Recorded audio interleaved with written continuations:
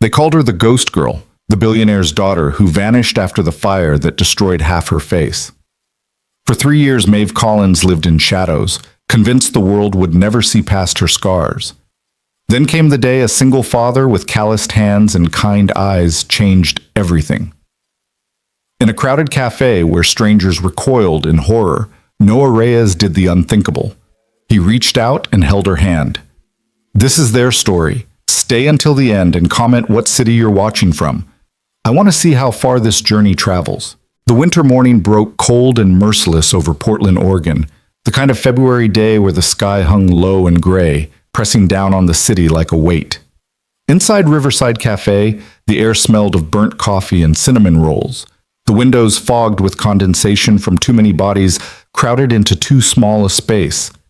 It was the kind of place where regulars knew each other's orders, where the barista called out names with familiarity, where life moved in comfortable, predictable rhythms. Until the door opened and everything stopped. Maeve Collins stood in the threshold, 20 years old and trembling like a leaf in a storm.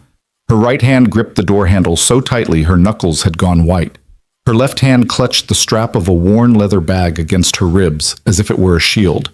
She wore a charcoal gray coat that had probably cost more than most people's monthly rent, but it hung on her frame like she was disappearing inside it. Dark hair fell across the right side of her face in carefully arranged waves, a deliberate curtain, but it wasn't enough to hide what the fire had done. The scars started at her temple, spreading down across her cheek like twisted tree roots, pulling the corner of her eye slightly downward, distorting the line of her jaw. The skin was mottled, shiny in places, textured in others, a landscape of survival etched permanently into flesh. 3 years ago, the flames had taken more than her appearance. They'd taken her voice, her confidence, her belief that she belonged anywhere people could see her.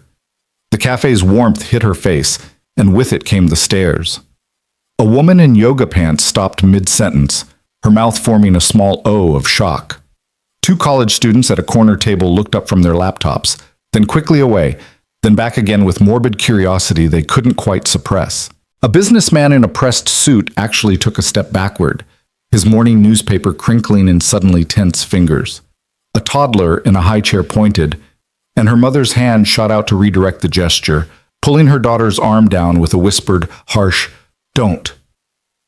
Maeve felt it all, every glance like a physical touch, every whisper like a needle under her skin. Her therapist's voice echoed in her head. You have to start somewhere. One small step, one public place. You can't hide forever. But Dr. Harrison didn't understand. She couldn't understand.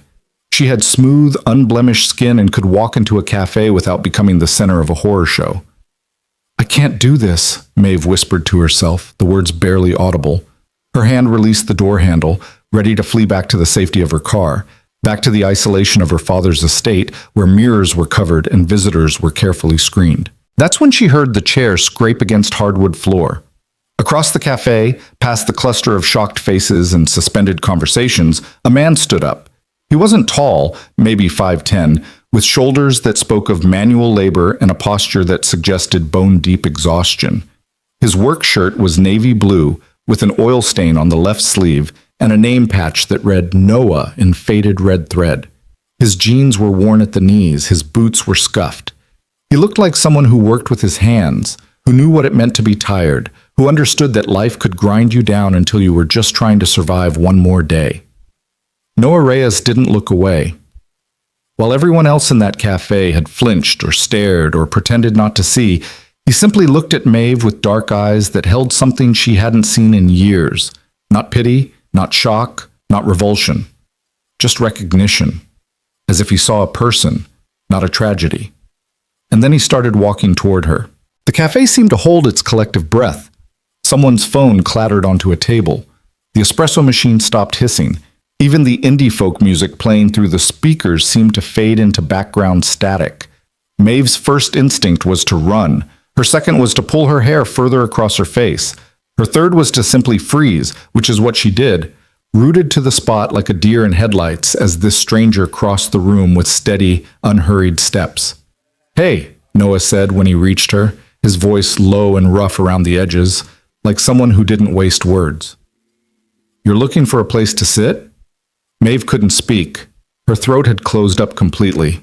She managed a tiny nod, barely perceptible. "There's a good table by the window," Noah continued, as casual as if they were old friends, as if half the cafe wasn't watching this interaction with fascinated horror. "I was just leaving, but it's got the best light this time of morning. Gets warm without being too hot. Good spot." He extended his hand, calloused palm up, fingers relaxed, no pressure, just an offering. Maeve stared at that hand like it was a foreign object. When was the last time someone had voluntarily touched her?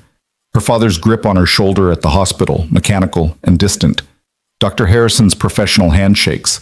The nurse who changed her bandages. Always clinical, always necessary, never kind. "I don't bite," Noah added, and there was the smallest hint of a smile at the corner of his mouth. Not mocking, not performative, just gentle. Promise. Later, Maeve wouldn't be able to explain what made her do it. Maybe it was the exhaustion of 3 years spent hiding. Maybe it was the quiet steadiness in this stranger's eyes. Maybe it was simply that she was so tired of being afraid. She lifted her trembling left hand and placed it in his. Noah's fingers closed around hers, warm, solid, real. Not too tight, not pulling away, just holding on. "There you go," he said softly. "That's the hard part done." He turned, still holding her hand, and began walking toward the window table he'd indicated. The crowd parted like water, people moving their chairs back, creating a path.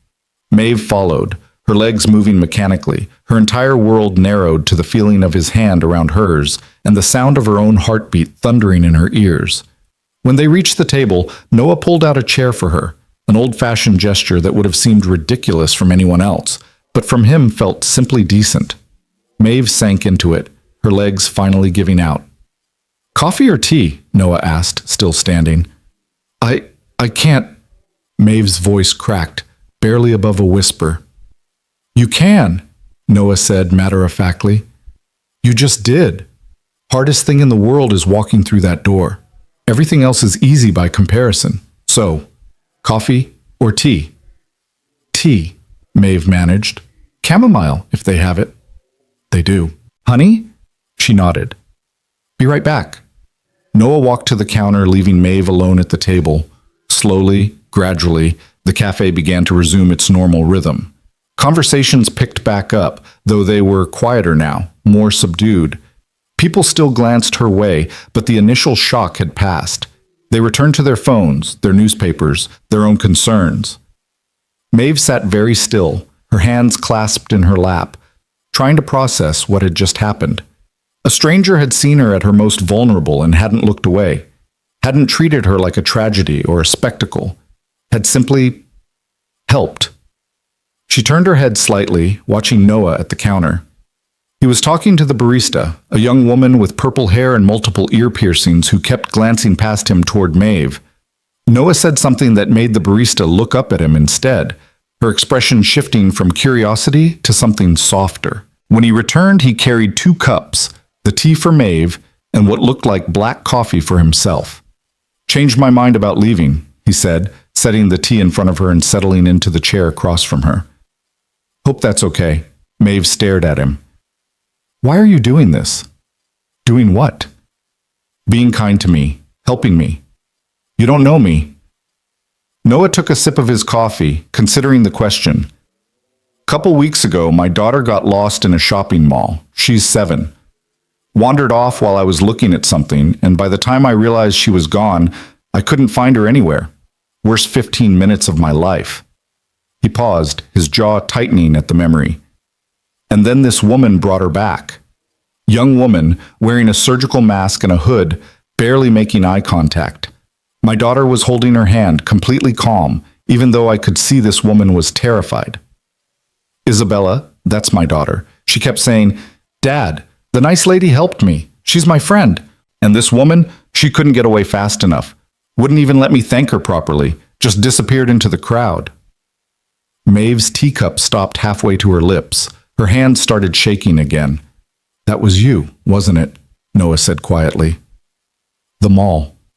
2 weeks ago," she remembered. The little girl with dark curls and wide, frightened eyes. The way she'd been crying, calling for her daddy. The security guards walking right past, too busy with their radios. Maeve had broken her own rule. Don't engage, don't interact, stay invisible. But the girl had been so scared. I don't, Maeve started. Isabella described you, Noah continued. She's really observant, said you had sad eyes, said you were wearing a mask but she could tell you were nice. Said when the mask slipped for a second and she saw your face, you got really upset, but she wasn't scared at all. His voice dropped even lower. She told me you looked brave. Maeve's eyes filled with tears. She blinked rapidly, trying to hold them back. So I owe you, Noah said. And when I saw you standing in that doorway looking like you were about to bolt, I figured it was time to pay that debt. That's all. Not charity, not pity, just evening the score. She really said I looked brave? Maeve whispered. She did. Wouldn't stop talking about you for days. Wanted to know if we could find you. Thank you properly. I told her maybe someday. Noah smiled slightly. Guess someday is today. They sat in silence for a moment, the cafe noise washing over them. Maeve lifted the teacup to her lips, taking a small sip. The chamomile was hot and sweet, warming her from the inside out. I'm Maeve, she said finally. Noah, good to officially meet you. Your daughter, Isabella. Is she okay? She's great. Tough as nails, that kid. Gets it from her mother. Noah's expression flickered, something painful crossing his features before he smoothed it away. Well, she used to. It's just us now, has been for about 2 years. I'm sorry. Don't be. Better this way. Noah took another drink of coffee. You live around here? Maeve hesitated. The truth was complicated. Sort of. My father, he has a house in the West Hills. I've been staying there. Collins, Noah said suddenly, his eyes widening slightly. Maeve Collins. I knew you looked familiar. You're Grant Collins' daughter. Maeve's entire body tensed. Here it came, the recognition, the change in demeanor, the sudden transformation from human connection to public spectacle. She started to stand. Wait, Noah said quickly, not touching her but holding up a hand. I don't care about that. The money, the whole billionaire thing. The news coverage after the fire. I remember now. You were 17. I don't want to talk about it. Then we won't. Noah's voice was firm. I'm just saying, I remember. And I remember thinking how fucked up it was that the media camped outside your hospital trying to get photos. How they treated you like a story instead of a person. Maeve slowly sank back into her chair. You're the first person in 3 years who's said that out loud. Well, it's true. What happened to you was a tragedy. How they handled it was a crime. Outside the window, Portland went about its morning business.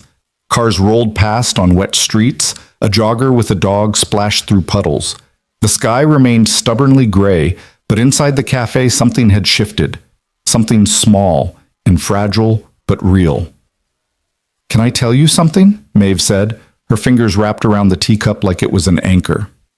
About that day in the mall? If you want to. It was the first time I'd been in public in months. My therapist basically forced me. She said I needed to practice being around people. I thought I was going to have a panic attack the entire time. And then I saw Isabella, and she was crying, and I couldn't leave her there. Even though I knew if my mask slipped, if anyone saw me, it would be bad. But she was just a little girl who needed help. And you helped her, Noah said, even though it cost you. When she touched my face, when the mask came down and she saw me, I expected her to scream. Everyone screams, or they stare, or they make this face like they're trying really hard not to make a face, which is somehow worse. But Isabella didn't. No, she just looked at me and said I was brave, like it was the simplest thing in the world, like my scars were just part of me, not the whole story. Maeve's voice cracked. I haven't been able to stop thinking about it.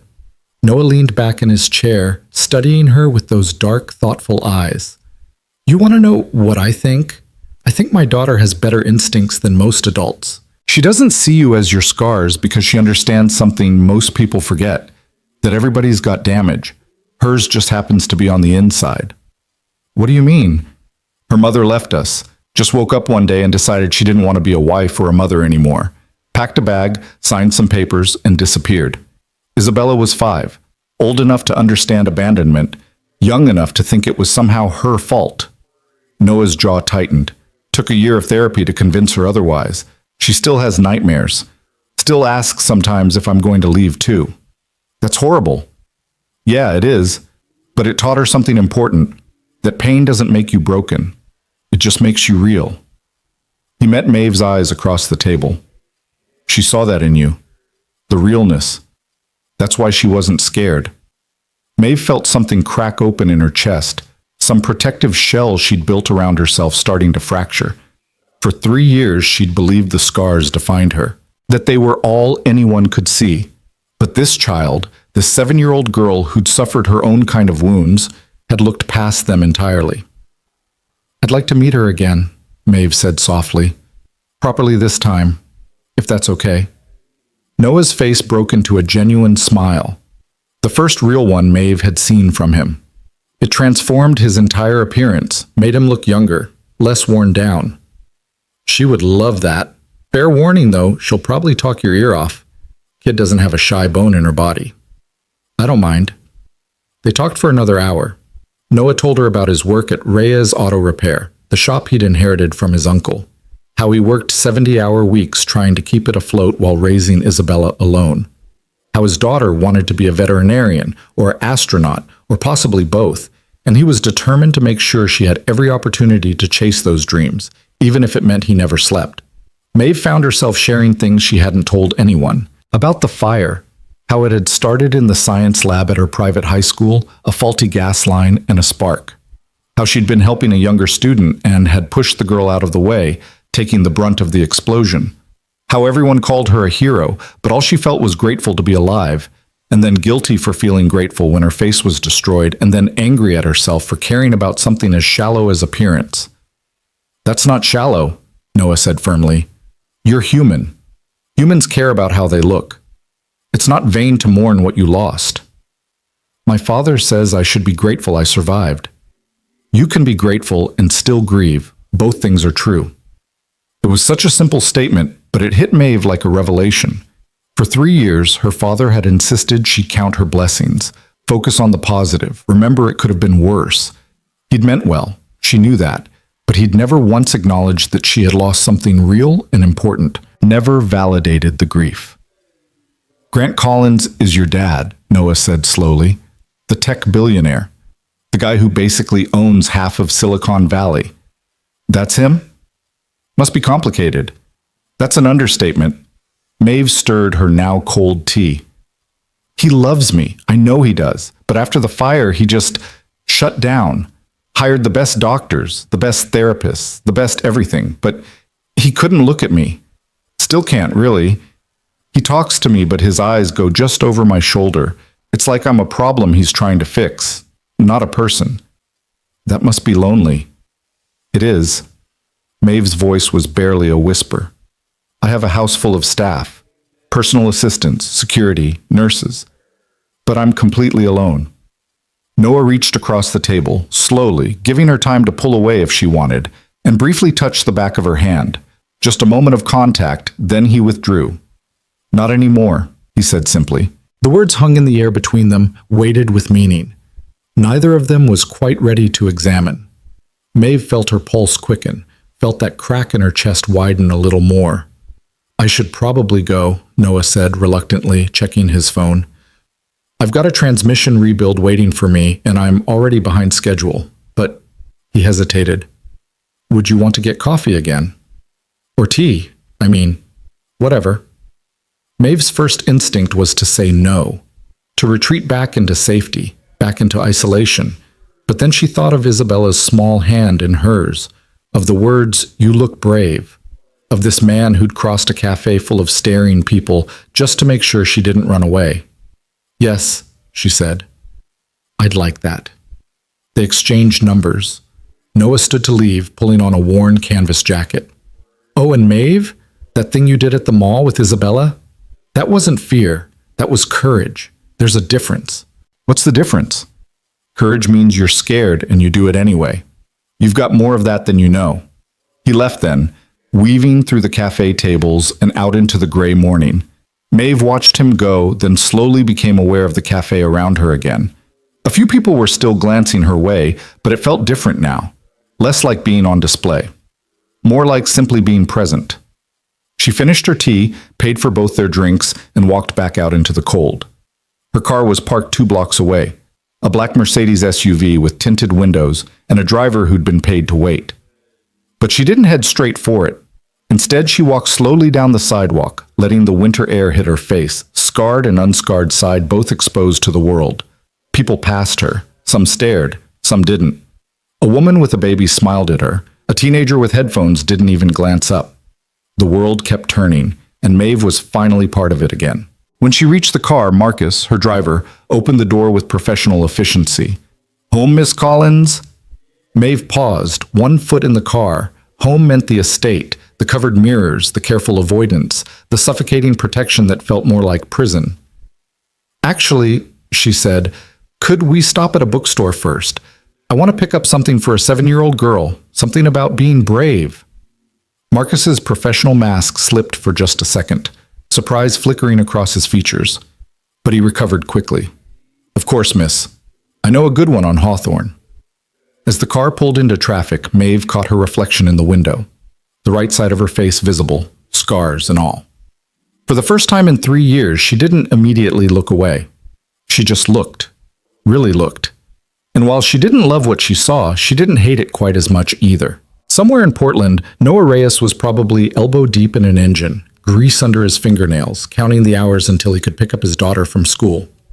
Somewhere, Isabella was learning about fractions or geography, unaware that she'd changed someone's life with a few simple words. And somewhere, buried under years of pain and isolation, Maeve Collins felt the smallest, most fragile spark of hope beginning to glow. She pulled out her phone, looked at the contact Noah had entered. Just his name and number, nothing fancy. Her thumb hovered over the screen. Then she typed, "Thank you for today? Really?" The response came almost immediately. "Thank you for trusting me. Say hi to Isabella for me when you pick out that book. She's going to love meeting you." And Maeve smiled, a real smile, the kind that used to come easily before the fire, before the isolation, before she'd learned to make herself invisible. It felt strange on her face, pulling at the scar tissue on her right side, but it also felt right. The bookstore on Hawthorne was small and crowded, the kind of place where books were stacked in creative displays and the owner knew her inventory by heart. Maeve spent 20 minutes browsing the children's section, finally settling on a picture book about a dragon who was afraid to fly. The owner, a woman in her 60s with reading glasses on a beaded chain, wrapped it without comment on Maeve's appearance. Just normal service, normal interaction. It was everything Maeve had been missing. That evening, as Portland's early winter darkness settled over the city, Maeve sat in a room at the estate, a room that looked like it belonged in an architectural magazine. All clean lines and expensive furnishings and absolutely no personality. She unwrapped the book she'd bought, running her fingers over the illustrated cover. A small dragon with silver scales looking up at an enormous sky. Her phone buzzed. A photo from Noah. Isabella, gap-toothed and grinning, holding a drawing of what appeared to be a person with half their hair on fire. The caption read, "She drew her hero, wants to give it to you herself. Saturday afternoon, parked near my place? No pressure." Maeve looked at that drawing, at the childish crayon lines and enthusiastic colors, at this little girl's interpretation of bravery. And she made a decision that would have terrified her yesterday. She typed back, "Saturday works. Send me the address. I'll be there." 3 dots appeared. Then, "You sure?" "I'm sure." "Okay. Fair warning. She's going to hug you. Just preparing you." Maeve laughed out loud, the sound startling in the quiet room. When was the last time she'd laughed? Really laughed? "I think I can handle it," she wrote back. That night, for the first time in 3 years, Maeve Collins slept without nightmares. She dreamed instead of coffee shops and kind eyes, of small hands and brave dragons, of a world where scars were just part of the story, not the ending. Across town, in a cramped apartment above a liquor store, Noah Reyes tucked his daughter into bed and listened to her excited chatter about the weekend, about meeting her hero, about all the questions she wanted to ask. When Isabella finally drifted off to sleep, Noah sat in his living room with a beer he didn't drink, thinking about the woman in the cafe, about the courage it had taken for her to walk through that door, about the loneliness he'd seen in her eyes, a loneliness he recognized because he wore it too, every day, in the space his wife had left behind. He wasn't looking for romance, wasn't looking for anything, really, except to get through each day and give his daughter a decent life. But something about Maeve Collins had cracked through the numbness he'd been living in. Her vulnerability, maybe. Her strength hidden under all that fear, the way she'd shared her story, like she was handing him something precious and fragile. Noah pulled out his phone, looked at their text exchange. Such a small thing, such a simple connection, but it felt like the first real thing he'd experienced in 2 years. His phone buzzed. Another message from Maeve. I know this is strange and we barely know each other, but I wanted to say, today mattered. You didn't just help me into a cafe, you reminded me I'm still human, still here. Thank you doesn't cover it, but thank you anyway. Noah stared at the message for a long time. Then he typed, You did the same for me. See you Saturday. Outside, Portland's winter rain began to fall, washing the streets clean, running in rivulets down windows and pooling in gutters. The city slept. And in 2 different places, 2 people who'd forgotten what it felt like to hope began, very carefully, to remember. The cafe where it all started locked its doors, its owner wiping down counters and wondering about the strange encounter she'd witnessed that morning. The girl with the scars, the mechanic with the kind eyes, the way the whole room had held its breath waiting to see what would happen. Sometimes the owner thought, the world surprises you. Sometimes people are better than you expect. Sometimes courage looks like a trembling hand reaching out to meet a steady one. Sometimes hope walks through a door and finds exactly what it needs. She turned off the lights, locked up, and walked out into the rain, already looking forward to tomorrow, to the next chapter of whatever story was unfolding in her little cafe. Because that's the thing about hope. Once it starts, it's contagious. It spreads. It grows. And 2 people who'd been alone for so long had finally found each other. The hard part was done. Everything else was just beginning. Saturday arrived with the kind of crystalline winter sunshine that made Portland look almost magical, the rain-washed streets gleaming and the evergreens standing sharp against a pale blue sky. Maeve stood in front of her closet for 20 minutes, paralyzed by indecision. What did you wear to meet a 7-year-old in a park? Everything she owned was either too formal, designer labels her father's stylist had selected, or too deliberate in its casualness, the kind of expensive casual that screamed money. She finally settled on dark jeans, boots, and a simple gray sweater. No scarf to hide behind. No hood. Just herself. Marcus drove her to the address Noah had sent. A small neighborhood park in southeast Portland, the kind of place with worn playground equipment and a basketball court where the nets had long since disappeared. It was nothing like the manicured private spaces Maeve was accustomed to, and that made it perfect. Noah was waiting by a bench, Isabella bouncing excitedly beside him. The moment Maeve stepped out of the Mercedes, the little girl took off running. Isabella, wait! Noah called, but it was too late. The girl crashed into Maeve with the full force of 7-year-old enthusiasm, small arms wrapping around Maeve's waist, face pressed against her stomach. Maeve froze, every muscle locking up. Physical contact, uninvited, unexpected.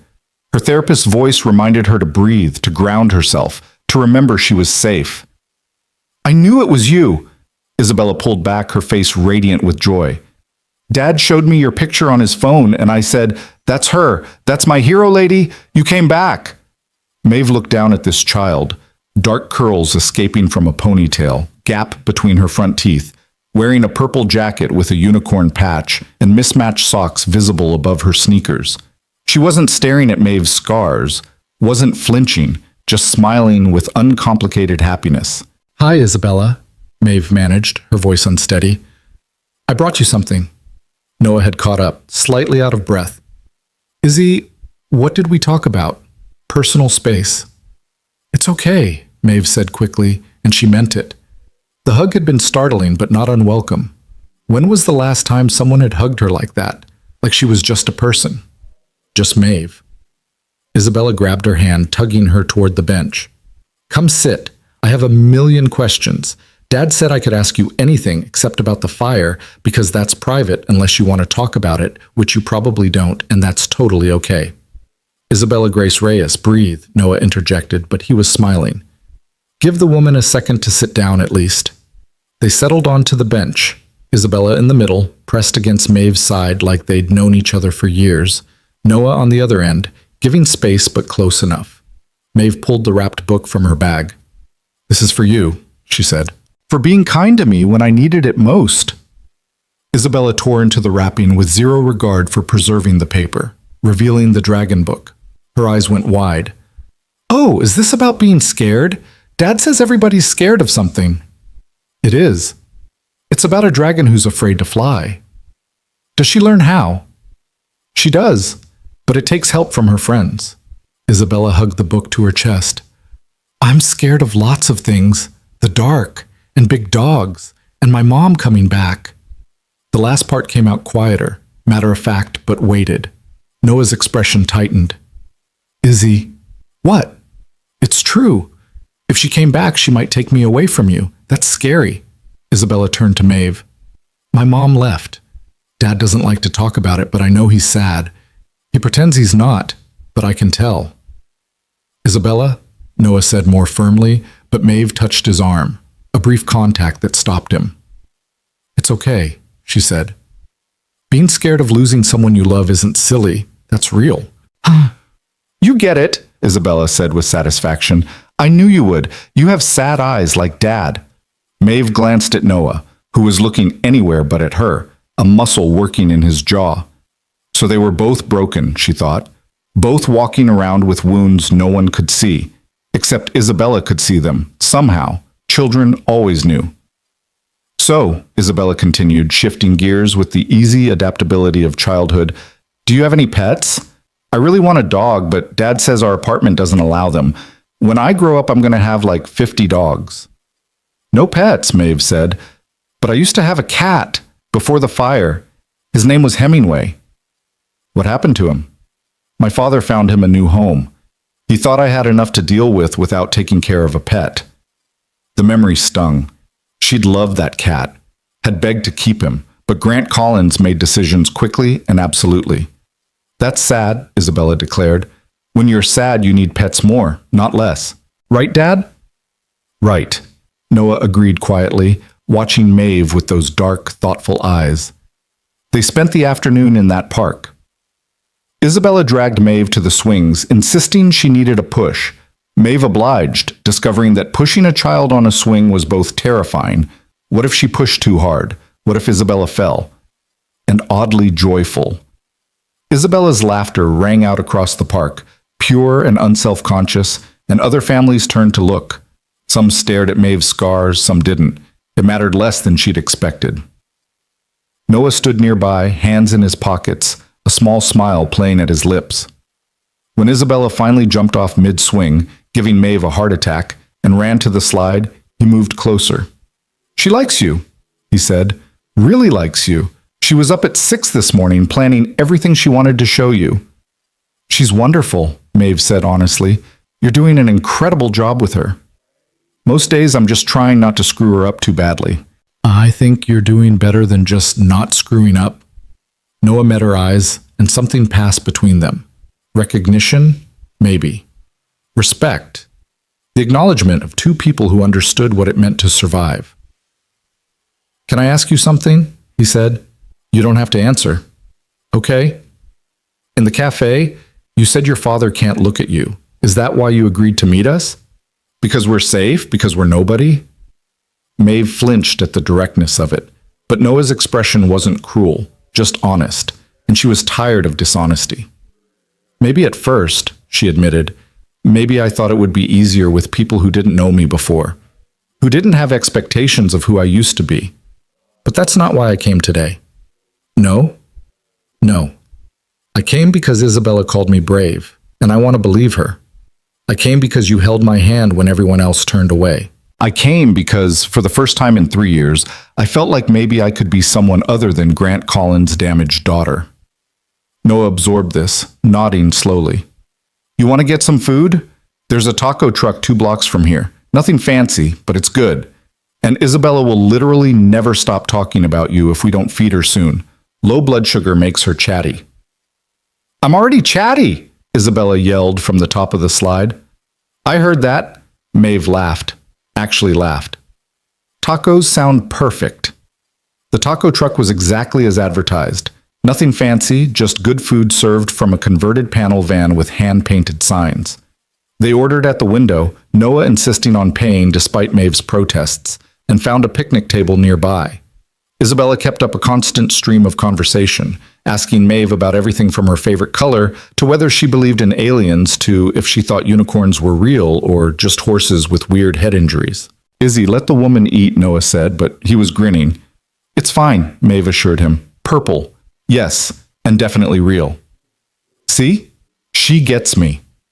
Isabella took a massive bite of her taco, managing to get salsa on her nose. Maeve watched them together, the easy rhythm of father and daughter, the way Noah automatically handed Isabella a napkin before she even had to ask, the way Isabella leaned against his shoulder between bites. This was what family looked like. Not the sterile, managed environment of the Collins estate. Not the careful distance her father maintained. Just love, messy and imperfect and real. Your turn, Isabella said suddenly. Ask me questions. Okay, Maeve thought for a moment. What do you want to be when you grow up? That's easy. A scientist or a teacher, or maybe I'll run an animal shelter. Dad says I can be anything. He's right. What did you want to be before? Isabella trailed off, suddenly uncertain. Before the fire? Maeve finished gently. It's okay to say it. I wanted to be a doctor. Pediatrics specifically. I liked the idea of helping kids. You still could, Isabella said with the absolute certainty of childhood. Maybe. But they both knew it was unlikely. 3 years out of school. A visible difference that would make patients and parents uncomfortable. A father who wanted her safe and hidden. The dream felt like it belonged to someone else. Noah's phone buzzed. He glanced at it and his expression darkened. Damn it. What's wrong? Maeve asked. Emergency at the shop, transmission. I've been rebuilding, just blew a seal. It's for a customer who needs their truck back tonight. He looked torn, glancing between Isabella and his phone. Go, Maeve said immediately. I'll stay with Isabella. I can't ask you to do that. You're not asking, I'm offering. Dad, please, Isabella chimed in. I want to stay with Maeve. We barely got to talk yet. Noah hesitated, clearly wrestling with the decision. Are you sure? It might be a couple hours. I'm sure. And she was. The thought of being alone with a 7-year-old should have terrified her. She hadn't been around children since the fire, but with Isabella it felt natural, safe. Okay. Noah stood, pulling out his wallet and handing Maeve some cash. For ice cream or whatever she cons you into buying. And Izzy, you listen to Maeve. Understand? She's in charge. Got it, Dad. Isabella was already bouncing with excitement. Noah leaned down, kissed the top of his daughter's head, then looked at Maeve. Thank you. Really, I owe you. We're even, Maeve said softly. Remember? He held her gaze for a moment longer, then hurried off toward where his truck, a beat-up Ford that had definitely seen better days, was parked. They watched him drive away, and then it was just the two of them. So, Isabella said, grinning, want to get ice cream and then go to the bookstore? There's one close that has a kids section with beanbags and everything. Absolutely. The ice cream shop was small and local, the kind of place with flavors like Marionberry cheesecake and salt and straw. Isabella got something bright blue that Maeve suspected would stain her tongue for days. Maeve chose vanilla, playing it safe. They sat outside despite the cold, Isabella swinging her legs and chattering between licks. Can I ask you something? Isabella said, suddenly serious. Sure. Does it hurt? Your face? Maeve should have expected the question. Children were curious, honest. Not anymore. It did at first. For a long time, actually, but now it's just there. Do people stare a lot? Yes. That must be annoying. It is. Maeve smiled despite herself. Very annoying. I think you're pretty, Isabella said matter-of-factly. Different pretty, maybe, but still pretty. Like a character in a book who's been through adventures. Maeve felt her throat tighten. Thank you, Isabella. That might be the nicest thing anyone's ever said to me. Really? That's sad. People should say nice things more. They finished their ice cream and walked to the bookstore, Isabella's small hand slipping into Maeve's without hesitation. The weight of it, that trust, made Maeve want to cry. When had anyone trusted her so completely? The bookstore was exactly as Isabella had described, a wonderland of books with a dedicated children's section featuring bean bags and a reading nook. Isabella immediately started pulling books off shelves, showing Maeve her favorites, reading passages aloud in animated voices. Maeve sank into a beanbag and just watched, marveling at this child's complete lack of self-consciousness. Isabella existed in the world without fear, without worrying what others thought. When had Maeve lost that ability? You're doing it again, Isabella said, looking up from a book about space. Doing what? Looking sad, with your eyes. Sorry. Don't be sorry. I'm just saying you don't have to be sad here. It's a bookstore. Bookstores are happy places. You're right, Maeve agreed. What are you reading? Isabella launched into an explanation of black holes and event horizons that was surprisingly sophisticated for a 7-year-old. Clearly, Noah was raising a smart kid. They spent over an hour in that bookstore, Isabella reading aloud, Maeve listening and occasionally asking questions. Other customers came and went. A few stared at Maeve. Most didn't. The world kept turning. When Noah finally texted that he was done and could pick them up, Isabella actually groaned. Already? But we're having fun. We can do this again, Maeve heard herself say. If you want, if your dad says it's okay. Yes, Dad will definitely say yes. He likes you, I can tell. You can? Uh-huh. He smiles more when you're around. Real smiles, not pretend ones. Maeve didn't know what to do with that information, so she filed it away to examine later. They bought the space book, Maeve's treat, despite Isabella's protests, and headed outside to wait for Noah. When his truck pulled up, Isabella immediately started talking before he'd even fully stopped. Dad, we got ice cream and went to the bookstore, and Maeve bought me a book about black holes, and we talked about everything, and it was the best day ever. Noah climbed out, looking exhausted but amused. Sounds like you had fun. The most fun. Can Maeve come over for dinner, please? We have spaghetti and I can show her my room. Izzy, Maeve's probably got plans. I don't, Maeve interjected, surprising herself. I mean, I'd love to, if it's not too much trouble. Noah studied her face, and Maeve saw the question there. Are you sure? She nodded, just slightly. She was sure. Going back to the empty estate, to her father's careful distance and the staff who treated her like fragile china, felt impossible right now. She wanted to stay in this world a little longer. This world where she was just Maeve, where a little girl held her hand and a mechanic smiled real smiles. Okay, Noah said finally. Fair warning, our apartment is small and not fancy, and I'm not a great cook. I like spaghetti, Maeve said simply. They stopped at a grocery store so Noah could grab supplies, Isabella insisting Maeve come in with them. It was such an ordinary activity, pushing a cart through fluorescent-lit aisles, debating pasta sauce brands, Isabella sneaking cookies into the cart when she thought Noah wasn't looking. Maeve couldn't remember the last time she'd been in a regular grocery store. She'd forgotten what normal felt like. The apartment was in an older building, third-floor walk-up, exactly as Noah had described, small but clean. The living room held a worn couch, a TV that was at least 10 years old, and shelves filled with Isabella's drawings and school projects. The kitchen was tiny, barely room for 2 people, but it felt like a home. It felt lived in and loved. My room, Isabella announced, dragging Maeve down a short hallway.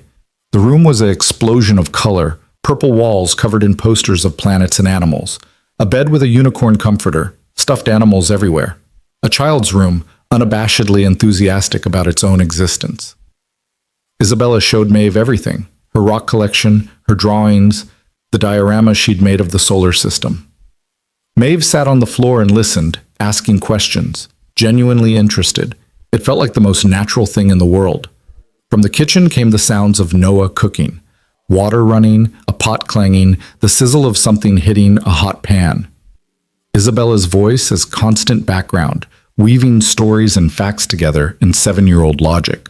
"Okay, come set the table," Noah called eventually. They ate in the small kitchen, 3 people crowded around a table meant for 2, knees bumping, passing garlic bread and Parmesan cheese. The spaghetti was simple but good, and the company was better. Isabella dominated the conversation, but Noah managed to slip in questions here and there, drawing Maeve out. "What do you do all day?" he asked. "At the estate." Maeve pushed pasta around her plate. "Not much. Therapy twice a week. Online classes sometimes, though I haven't been good about keeping up. Mostly, I just exist." "That sounds boring," Isabella declared. "It is," Maeve admitted. "Really, really boring." "You should get a job," Isabella suggested. "Dad says work makes you feel useful." "Izzy, it's more complicated than that," Noah started, but Maeve shook her head. "No, she's right. I should do something. I just don't know what. I'm not exactly qualified for anything anymore." You helped me when I was lost," Isabella pointed out. "You're good at helping people." After dinner, Isabella convinced them to watch a movie, some animated thing about talking animals that Maeve had never seen. They piled onto the small couch, Isabella in the middle again, gradually falling asleep against Maeve's shoulder. Maeve barely watched the screen. She was too busy memorizing this feeling, the weight of a child's trust, the warmth of being included, the sound of Noah's occasional laugh at something on screen.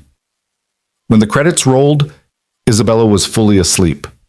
Noah carefully lifted her, carrying her to her room. Maeve heard the murmur of his voice, the creak of bed springs, the click of a door closing. When he returned, she was standing, gathering her coat. "I should call Marcus, my driver." "Don't." Noah stopped, reconsidering. "I mean, stay for a bit if you want. Have a drink or something, real conversation, without a 7-year-old referee." Maeve hesitated, then set her coat back down. "Okay." Noah pulled 2 beers from the fridge, handed her one, and they settled back onto the couch. For a moment, neither spoke. "Thank you," Noah said finally, "for today, for staying with her, for being patient with her questions." "I loved it," Maeve said honestly. "All of it. Being with her. It's the first time in 3 years I've felt normal." "Normal's overrated," says the man with a normal life. Noah laughed, but it was bitter. "This isn't normal. Normal is 2 parents and a stable home and not working yourself to death trying to keep everything together. This is survival. But you're doing it together, you and Isabella. You're a team." "We are," Noah agreed, his expression softening. "She's the reason I get up every morning, the reason any of this matters." They talked for another hour, the conversation flowing easier now without Isabella's enthusiastic interruptions. Noah told her about his uncle's shop, how he'd learned to fix cars at 14, how it was supposed to be temporary after Isabella's mother left, but had somehow become permanent. Maeve told him about the years before the fire, private schools and expectations, her mother's death when she was 12, the way her father had thrown himself into work afterward. "We both lost parents," Noah observed, "just in different ways. Your ex-wife, do you ever hear from her?" "Christmas card last year, that's it. She signed away custody, moved to Seattle, started over, like we never existed." The pain in his voice was raw, unhealed. "I'm sorry." "Don't be. Better to know where we stand than live with false hope." Noah took a long drink of beer. "What about you, your dad? Why does he keep you locked away?" "He's protecting me. From photographers, from people who would stare or ask questions, from the world." Maeve's voice dropped. "At least that's what he says. Sometimes I think he's protecting himself. From having to see what happened to me. From dealing with a daughter who isn't perfect anymore." "That's bullshit," Noah said bluntly. "Sorry, but it is. You didn't stop being his daughter because of some scars." "He doesn't see it that way." "Then he's wrong." The simple certainty in Noah's voice made something inside Maeve crack wider. She'd spent 3 years accepting her father's version of reality, that she was damaged, that she needed protection, that staying hidden was best for everyone. Hearing someone contradict that so absolutely felt revolutionary. Isabella was right, she said quietly, about me having sad eyes. I am sad. Or I was. Today was the first day in years I wasn't. Noah set down his beer, turning to face her fully. Can I tell you something?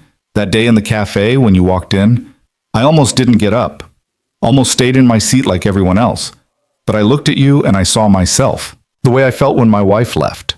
That look of someone who's been beaten down by life and is just trying to survive one more day. And I thought, if one person had crossed the room to me back then, had seen me instead of just seeing my situation, it might have helped. So I crossed the room to you. I'm glad you did. Me too. Their eyes met, held. Something passed between them, recognition deeper than words, connection forged in shared pain and tentative hope. Maeve felt her pulse quicken, felt heat rising in her cheeks. She'd forgotten what attraction felt like, had convinced herself she'd never feel it again. Noah's phone buzzed, breaking the moment. He glanced at it, grimaced. Speaking of survival, I've got to be at the shop at 6 tomorrow morning. I should let you call your driver. Maeve nodded, but didn't move immediately. Noah, can I ask you something? Sure. Why aren't you afraid of me? Of my scars, I mean. Everyone else is. Noah considered the question seriously. I grew up around my uncle's shop. Saw him lose 3 fingers to an engine when I was 12. Watched him adapt, keep going, not let it define him. I learned early that scars, visible or not, are just proof you survived something. Nothing to be afraid of. Just part of who you are. I wish everyone saw it that way. Most people are afraid of anything that reminds them life can be fragile. Anything that proves bad things happen. You make them confront their own vulnerability. Noah stood, offered his hand to help her up. Their fear is about them, not you. Don't carry it for them. Maeve took his hand, let him pull her to her feet. They stood close for a moment, neither moving away. His hand was warm, calloused, steady. Everything she wasn't. Same time next week? Noah asked softly. If you want. Isabella's already planning it in her sleep, probably. I'd like that. Marcus arrived 20 minutes later, professional as always, asking no questions about why Ms. Collins was leaving an apartment building in southeast Portland instead of wherever she'd claimed to be going. Maeve sat in the back seat, watching the city lights blur past, her phone already showing a text from Noah. Thanks for today. You're good for her, for us. N. She typed back. You're good for me too. M. At the estate, the house was dark except for the security lights and the soft glow from her father's study. Grant Collins was still working, as always. Maeve paused outside his door, hand raised to knock. She wanted to tell him about her day, about Isabella and Noah, about feeling human again. But through the door's gap, she could see him at his desk, phone pressed to his ear, talking business even at 10 p.m. on a Saturday. And she knew. He wouldn't understand, wouldn't approve, would probably assign more security, more restrictions, more protection that felt like prison. So she went to her room instead, changed for bed, and lay in the dark thinking about calloused hands and gap-toothed smiles and the way it felt to be part of something real. Her phone buzzed one more time, a photo from Noah. Isabella asleep, the dragon book clutched to her chest, a note saying, "She told me you're magic. I'm starting to think she's right." Maeve fell asleep smiling, dreaming of ordinary afternoons and extraordinary connection, of a world where she wasn't Grant Collins' damaged daughter, but just Maeve, scarred and scared and slowly, carefully learning to be brave. The following weeks unfolded like a dream Maeve was afraid to wake from. Saturday afternoons became sacred. Isabella, Noah, and Maeve exploring Portland together. They visited the zoo, where Isabella insisted on reading every single informational plaque aloud. They went to a science museum, where Maeve found herself explaining cellular biology to a fascinated 7-year-old. They had picnics in parks, ate at food trucks, lived ordinary lives that felt extraordinary to someone who'd spent 3 years in isolation. Maeve started leaving the estate more often, coffee shops, libraries. Once, daringly, a movie theater. The stares didn't stop, but they bothered her less. She was building armor made of something stronger than avoidance, acceptance maybe, or at least tolerance. Noah texted her throughout the week. Nothing profound, just small moments. A photo of Isabella covered in paint from art class. A joke about a particularly stubborn carburetor. Questions about her day that no one else bothered to ask. Maeve found herself checking her phone constantly, smiling at messages that were simple but meant everything. It was the fourth Saturday, a month after that first cafe meeting, when everything began to unravel. They'd just finished lunch at a Thai restaurant, Isabella chattering about an upcoming school project, when Noah's phone rang. He glanced at the screen, and his entire body went rigid. "I need to take this," he said, voice tight. "Excuse me?" He walked outside, leaving Maeve and Isabella at the table. Through the window, Maeve could see him pacing, one hand pressed to his forehead, his expression growing darker with each passing second. When he came back in, he looked like he'd aged 10 years. "We need to go," he said shortly. "Now." "Dad, what's wrong?" Isabella's voice was small, frightened. "Nothing, baby. Just business. Come on." But it wasn't nothing. Maeve could see it in the tension in his shoulders, the way his hands gripped the steering wheel too tightly as he drove them back to his apartment. Isabella sat in the back seat, unusually quiet, sensing her father's distress. Maeve wanted to ask what was wrong, but something in Noah's expression warned her to wait. At the apartment, Noah sent Isabella to her room to work on homework. The moment her door closed, he turned to Maeve. "That was my landlord. Someone called him, told him I was running an unlicensed daycare out of my apartment, that there were safety concerns, code violations. He's threatening eviction." "What? That's insane. You're not—" "I know I'm not, but he's spooked. Says he has to investigate, and if there's any truth to it, we're out." Noah's voice was barely controlled fury. "We can't afford to move. I'm barely making rent as it is. And Isabella's school is in this district. If we have to leave, who would do something like that?" Noah met her eyes. "Who do you think? Someone who doesn't want me around you." The implication hit Maeve like a physical blow. "My father." "That'd be my guess." "No, he wouldn't. He's overprotective, but he's not cruel." "Maeve." Noah's voice was gentle but firm. "You're the daughter of a billionaire. I'm a mechanic who can barely keep his head above water. You think he wants you spending time with me? With us?" Maeve's phone rang before she could respond, her father's name on the screen. With shaking hands, she answered. "Maeve, we need to talk." Grant Collins' voice was clipped, businesslike. "About your recent activities." "What about them?" "I know you've been seeing someone, a mechanic named Noah Reyes, and his daughter." "How?" But of course he knew. He probably had people following her, had probably known from the start. "I've had you protected since the fire. You think I wouldn't notice when you started disappearing for hours at a time?" Grant's voice softened slightly. "Sweetheart, I understand you're lonely, but this isn't appropriate. This man has been kinder to me than anyone in 3 years." Maeve cut in, her own anger rising. "He treats me like a person, not a problem. He's using you, can't you see that? A single father struggling financially suddenly befriends a billionaire's daughter? It's not complicated, Maeve. You're wrong. I'm protecting you. That's what fathers do." Grant paused. "Come home. We'll talk about this properly, face to face." "Did you call his landlord?" Maeve demanded. "Did you threaten him?" Silence on the other end. Then, "I did what was necessary to ensure your safety." "That's not safety. That's control."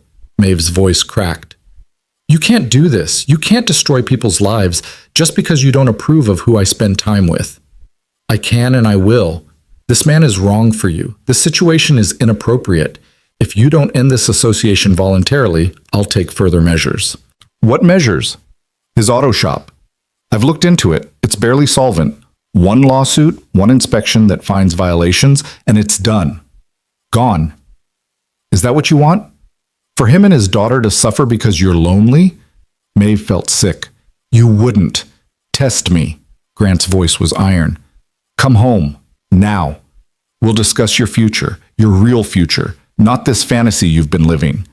The line went dead. Maeve lowered the phone, his hands trembling. Noah was watching her, his expression resigned. He already knew. He threatened you, Maeve whispered. Your shop, your home, everything. I figured he would eventually. Men like your father don't let people like me get close to their daughters. Noah, I'm so sorry. I'll fix this. I'll talk to him. Make him understand. Maeve. Noah took her hands, his grip steady even though everything else was falling apart. You can't fix this. He's got all the power, all the money. He can destroy me without even thinking about it. Hell, he probably already has people looking for ways to do it. So what do? You go home. You stay away from us. You live your life, and we live ours. No. The word came out fierce, definite. I'm not doing that. I'm not abandoning you and Isabella because my father is having a tantrum. It's not a tantrum. It's reality. Your father can make my life hell. More than that, he can hurt Isabella. Take her from me if he digs deep enough, finds the right judge, makes the right accusations. I can't risk that. From down the hall came a small sound. Isabella's door opening. She emerged, eyes red from crying. Dad, are we leaving? Are we going to be homeless? Noah was across the room in an instant, scooping her up even though she was really too big to be carried. No, baby, no. We're going to be fine, I promise. I heard you talking. I heard Maeve's dad is mad. Isabella looked at Maeve over Noah's shoulder. Is it because of me? Because I wanted to be your friend? No, sweetheart, Maeve said, moving closer. None of this is your fault, not one bit. Then why is he being mean? How did you explain to a 7-year-old that some people viewed kindness as weakness, that money could be weaponized, that the world was often cruel to those who had the least? Because he's scared, Maeve said finally. Sometimes when people are scared, they do the wrong things for what they think are the right reasons. Are you going to leave us? Isabella's voice was so small, so heartbreakingly vulnerable. Maeve looked at Noah, saw the warning in his eyes. The smart thing, the safe thing, was to say yes, to walk away, protect them from her father's wrath. But looking at this child who'd shown her what bravery looked like, at this man who'd held her hand when everyone else turned away, she couldn't do it. No, Maeve said firmly. I'm not leaving you. Maeve, Noah started, but she cut him off. He's my father, not my owner. I'm 20 years old, an adult. He can threaten all he wants, but he can't actually stop me from seeing you. He can if I'm living in my car because we got evicted. Then you won't live in your car. You'll... Maeve trailed off, an idea forming. Crazy. Impossible. Exactly what she needed. You'll move into the estate. There are guest houses, separate buildings. You and Isabella can stay there until this blows over. Noah stared at her like she'd lost her mind. Are you serious? Completely. It's perfect. My father wants me home and protected? Fine. I'll be home. But you'll be there too. He can't threaten your housing if I'm providing it. Maeve, that's insane. We can't just move into your father's property. Why not? There's room. The West Guest House has been empty for 2 years. 2 bedrooms, full kitchen, totally separate from the main house. Isabella could have her own room, a yard to play in. We can't afford... I'm not asking you to pay. I'm offering help, the way you helped me. Maeve crouched down so she was eye level with Isabella, still in Noah's arms. What do you think? Want to live somewhere with a big yard? Maybe room for that dog you've been wanting? Isabella's eyes went wide. A dog? We are not getting a dog, Noah said automatically, but Maeve could see him wavering. Just think about it. It solves the immediate problem, buys us time to figure out the rest. The rest. The enormity of what they were facing crashed over Maeve. Her father would be furious, would fight her on this. But for the first time in 3 years, she had something worth fighting for. Noah set Isabella down, ran a hand through his hair. This is crazy. Probably. Your father will lose it. Definitely. We'd be completely dependent on you. On your generosity. No, Maeve said quietly. You'd be accepting help from someone who cares about you. There's a difference. Noah looked at her for a long moment, and Maeve saw the war happening behind his eyes. Pride versus practicality. Independence versus his daughter's well-being. Finally, he nodded. Okay, temporarily, until I figure something else out. Okay. Isabella threw herself at Maeve, hugging her waist with all the strength a 7-year-old could muster. Thank you, thank you, thank you. Can we really get a dog? We'll see, Maeve said, smiling despite everything. Over Isabella's head, she met Noah's eyes. He looked grateful and terrified in equal measure. She understood. She felt the same way. The next few hours passed in a blur. Maeve called Marcus, explained they needed to move some things. If her driver was surprised by the request to help a mechanic and his daughter move into the Collins estate, he didn't show it. They packed essentials, clothes, Isabella's school things, the most important toys and books. Noah looked around his apartment with an expression that broke Maeve's heart. This was supposed to be temporary, he said quietly while Isabella was in her room gathering stuffed animals. When we moved in after the divorce, just until I got back on my feet, that was 2 years ago. You did the best you could, are doing the best you can. Is it enough, though? When one phone call from your father can tear it all down? He won't make that call. I won't let him. Noah turned to her. You really think you can stop him? I have to try. The drive to the estate was surreal. Isabella pressed her face against the Mercedes window, marveling at the increasingly large houses as they climbed into the West Hills. When they finally pulled through the gates, wrought iron, topped with security cameras, her mouth fell open. This is where you live? It's like a castle. The main house was impressive, modern architecture, all glass and steel and clean lines, perched on a hillside with views of the city and Mount Hood beyond. But Maeve directed Marcus past it, down a curving driveway to the West Guest House. Smaller, but still substantial, a 2-bedroom cottage with its own garden and privacy from the main residence. Here, Maeve said, unlocking the door. It's been closed up, but housekeeping came through this afternoon. Everything should be ready. They stepped inside. The space was beautiful. Hardwood floors, high ceilings, a fireplace, furniture that looked expensive because it was. Isabella ran from room to room, exclaiming over everything. Noah stood in the entrance, looking like he'd landed on an alien planet. This is too much, he said. It's what I have to offer. Please, let me help you the way you helped me. Before Noah could respond, the front door opened. Grant Collins stood in the threshold, his expression thunderous. He was tall, silver-haired, wearing a suit that probably cost more than Noah's truck. Every inch the billionaire patriarch. Isabella, go explore upstairs, Noah said quickly. His daughter, sensing danger, obeyed without argument. Grant waited until she was gone, then turned his attention to Maeve. What do you think you're doing? Helping friends. These people are not your friends. They're opportunists. Mr. Collins, Noah started, his voice level despite the obvious anger. I appreciate your concern for your daughter, but I wasn't speaking to you. Grant didn't even look at him. Maeve, this is unacceptable. You will not house these strangers on my property. It's not just your property. Mom left this estate to both of us. I have just as much right to invite guests as you do. Grant's jaw tightened. That was a low blow, invoking her dead mother, but it was also true. The estate had been in her mother's family, passed to both Maeve and Grant with provisions that neither could sell without the other's consent. Your mother would not approve of this situation. Mom would want me happy. She'd want me living, not hiding. Maeve's voice shook but held firm. Noah and Isabella are staying. That's not negotiable. Everything is negotiable. Grant finally looked at Noah, his gaze cold and assessing. How much? Excuse me, Noah said. How much money will it take for you to disappear, to take your daughter and leave my daughter alone? Name a number. The silence that followed was deafening. Maeve felt her face flush with shame and rage. Noah's expression went carefully blank, the look of someone who'd been insulted before and learned to hide the hurt.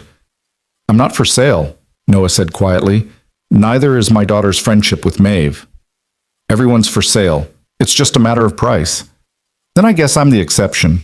Grant smiled, but it was predatory. We'll see. I've dealt with men like you before.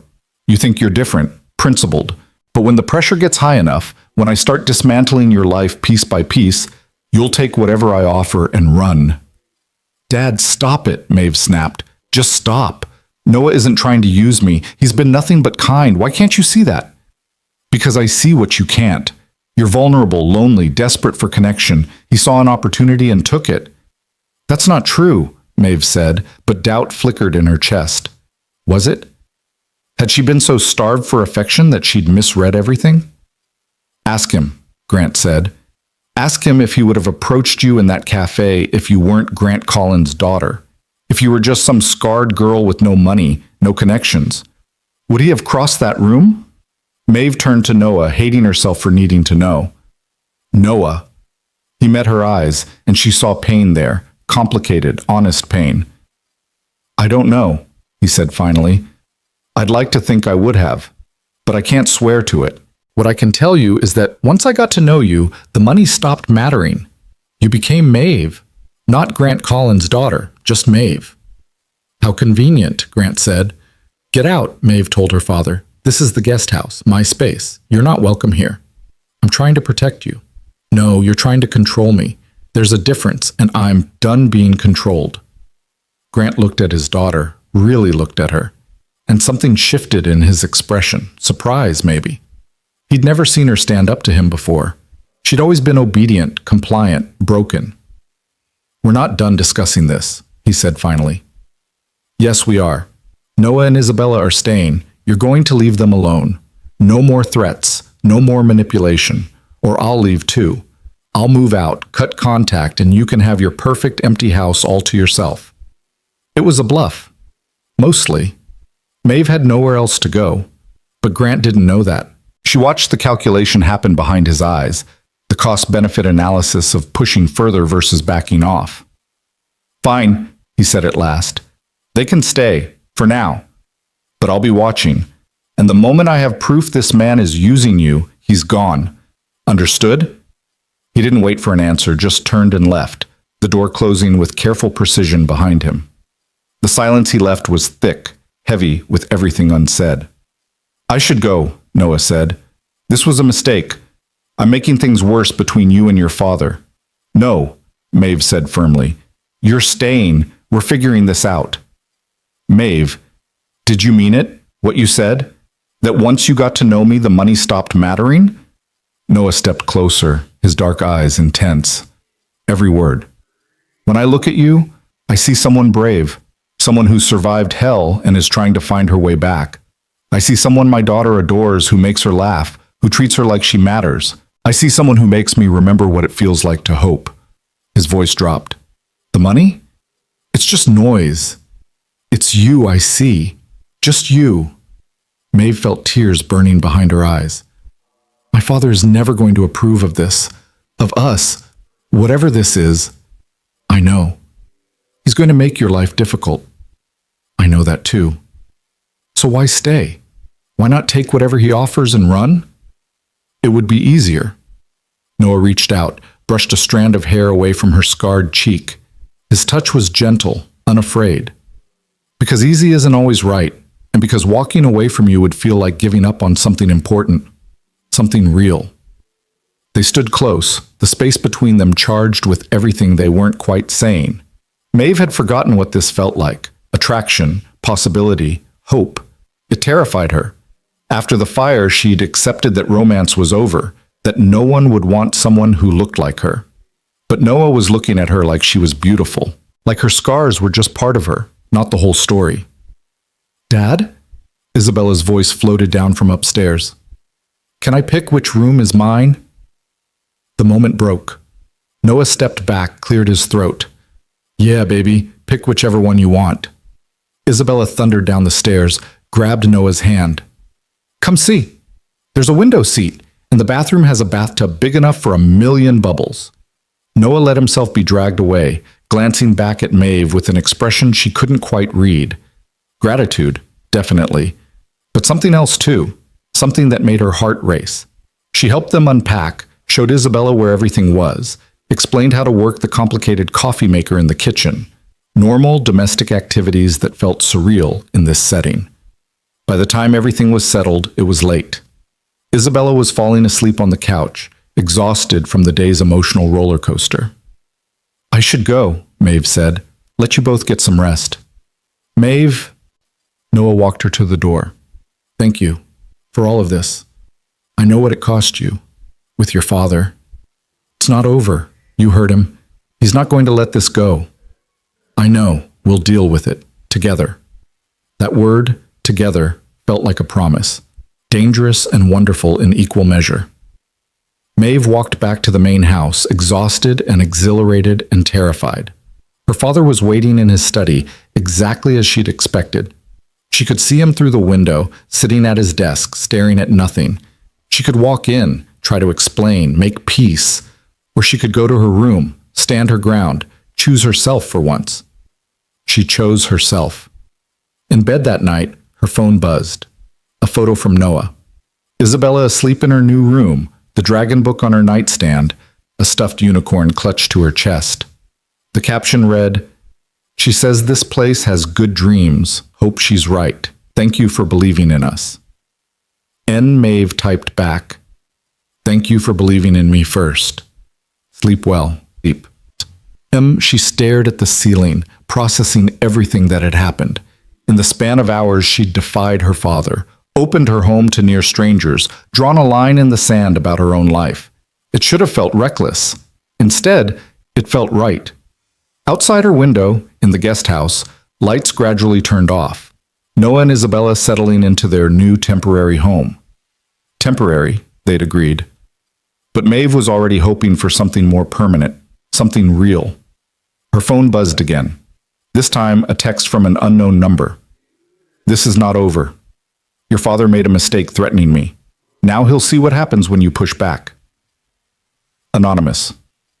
Maeve's blood ran cold. She screenshot the message, sent it to Noah. His response came immediately. "Don't worry, probably just talk. Get some sleep. We'll handle whatever comes. Promise." But Maeve couldn't sleep. She lay awake, listening to the house settle, wondering what she'd set in motion. Wondering if defying her father had been brave or stupid. Wondering if Noah was right, if they could handle whatever came next. In the morning, she'd find out. The next few days existed in strange tension. Noah went to work as usual, though he drove a bit faster, looked over his shoulder more often. Maeve accompanied him once, watching him transform in the shop, confident, capable, in his element. She liked seeing him that way, liked seeing who he was when he wasn't worried about his daughter or struggling to survive. Isabella started at a new school, closer to the estate, better funded, with smaller class sizes.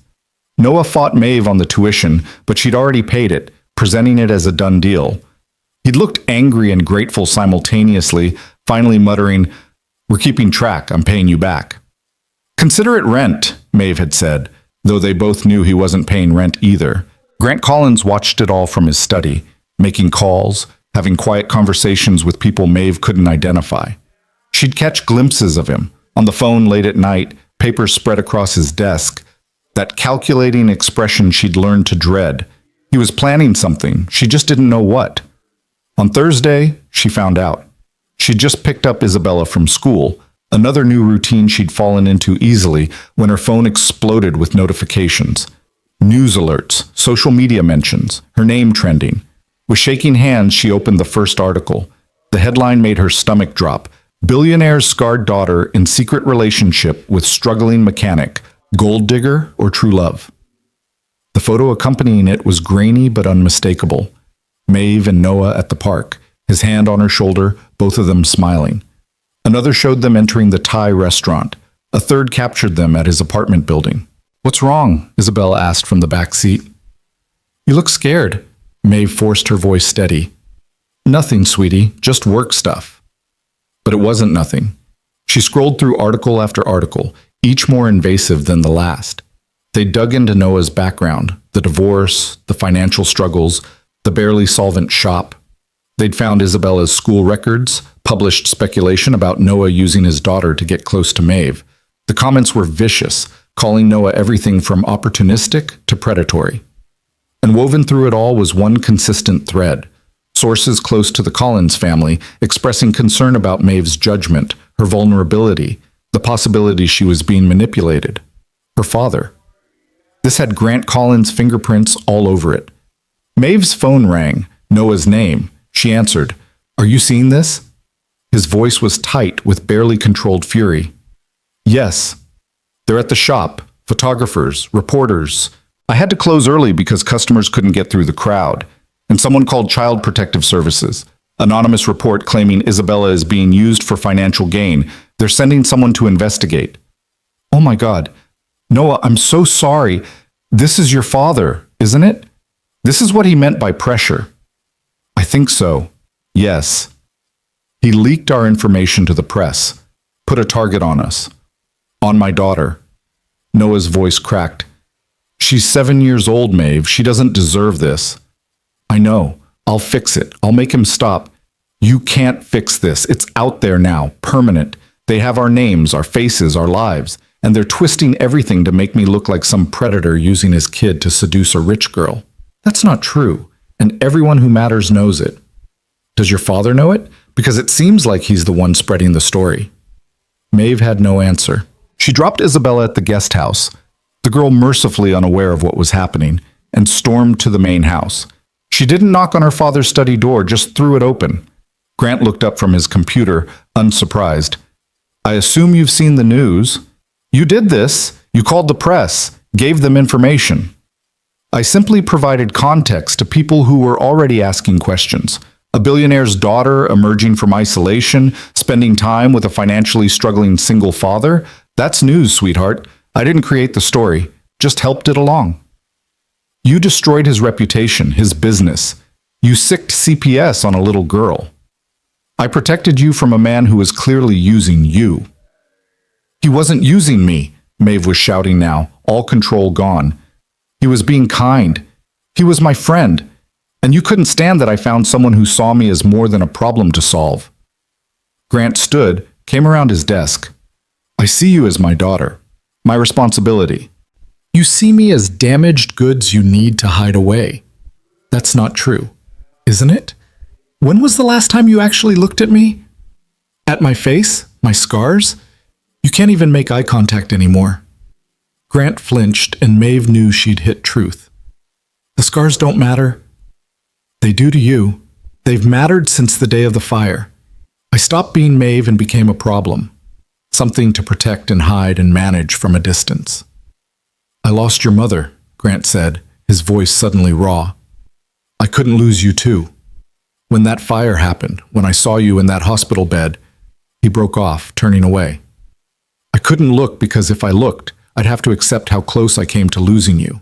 It was easier to focus on solutions, doctors, therapy, security. But I needed you, not solutions. You. I know. Grant's shoulders sagged. I know I failed you, but that doesn't mean this man is right for you. He can't protect you, can't provide for you. I don't need him to. I need him to see me, and he does. He and Isabella both do. They make me feel human again. At what cost? Your reputation? Your safety? My reputation was already destroyed 3 years ago when every news outlet in the country ran photos of my burned face. And as for safety, I've been safe for 3 years, safe and miserable and alone. Maybe it's time to be unsafe and happy instead. Grant turned back to her, and for the first time in years he really looked at her. His eyes traveled across her scarred cheek, the distorted features, the evidence of trauma that would never fully heal. Maeve forced herself not to look away. I see you, he said quietly. I always have. And you're still beautiful. Still my daughter. Then act like it. Call off the press. Fix what you broke. I can't unring that bell. The story is out. But you can issue a statement. Say you support my friendship with Noah, that the reports were exaggerated. Use your influence the way you used it to destroy him, only this time to help. Grant studied her face. You care about him. This mechanic. Yes. More than just friends? Maeve hesitated, then spoke the truth she'd been avoiding. Maybe. I don't know. But I want the chance to find out, without you sabotaging it. Her father moved to the window, looking out at the estate grounds. When he spoke, his voice was tired. Your mother would have handled this better. She always knew the right thing to say. How to balance protection and freedom. Mom would have told you to let me live my own life, even if it scared you. It terrifies me. The thought of you being hurt again. I'm already hurt. Have been for 3 years. Noah didn't cause that. He He's trying to help heal it. Grant was silent for a long moment. Then, I'll make a statement. Clarify that while I have concerns, any father would, I support your right to choose your own friends. The CPS investigation will disappear. I'll make sure of it. And the press? I can't control them completely, but I'll discourage further coverage. Threaten lawsuits if they harass you. It's the best I can offer. It wasn't perfect, but it was something. Maeve felt tears burning. Thank you. Don't thank me yet. I'm not giving my blessing, just stepping back for now. But if he hurts you, if this goes wrong, I know you'll destroy him. Completely. Maeve left the study emotionally exhausted. She walked to the guest house, found Noah pacing the living room while Isabella colored at the kitchen table, headphones on, oblivious. My father's issuing a statement, Maeve said without preamble. Backing off the press, the CPS thing will go away. Noah stopped pacing. Just like that?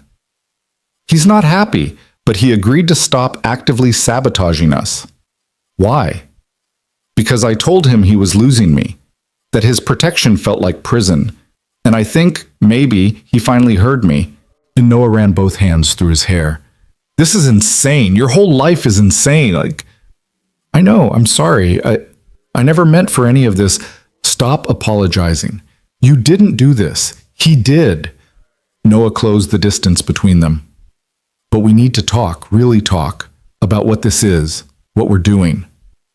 What do you mean? Your father asked if there was something between us. More than friendship. And I realized I don't know the answer. We've been spending all this time together, and Isabella adores you, and He stopped, struggling with words. I care about you more than I should, more than is probably smart given the situation. Maeve's heart was pounding. I care about you too. But is that enough? We're from completely different worlds.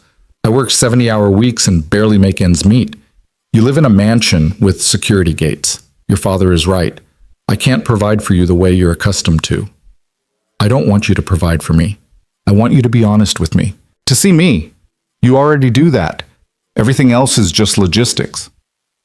Logistics that include a billionaire father who wants me gone and a media circus that will follow us everywhere. So we deal with it. Together. Noah looked at her, really looked at her, the way her father finally had. You're sure? Because once we cross this line, there's no going back. People will talk. Your father will make things difficult. And I come with baggage, a daughter, financial stress, an ex-wife who might show up someday. I have baggage too, Maeve reminded him. Scars, trauma, 3 years of isolation that left me barely functional in social situations. A father with control issues. Take your pick. Despite everything, Noah smiled. We're quite a pair. We are. He reached out, cupped her scarred cheek with his calloused hand. The gesture was tender, unafraid, and Maeve leaned into it like a flower toward sunlight. I'm going to kiss you now, Noah said quietly. If that's okay. Maeve nodded, unable to speak. The kiss was gentle, cautious, both of them aware of how fragile this moment was. His lips were warm against hers, his hand steady on her face. It lasted just seconds, but when they pulled apart, Maeve felt fundamentally changed. Someone had kissed her, had wanted to kiss her, had looked at her scars and seen past them to the person beneath. Ew! Isabella's voice broke the moment.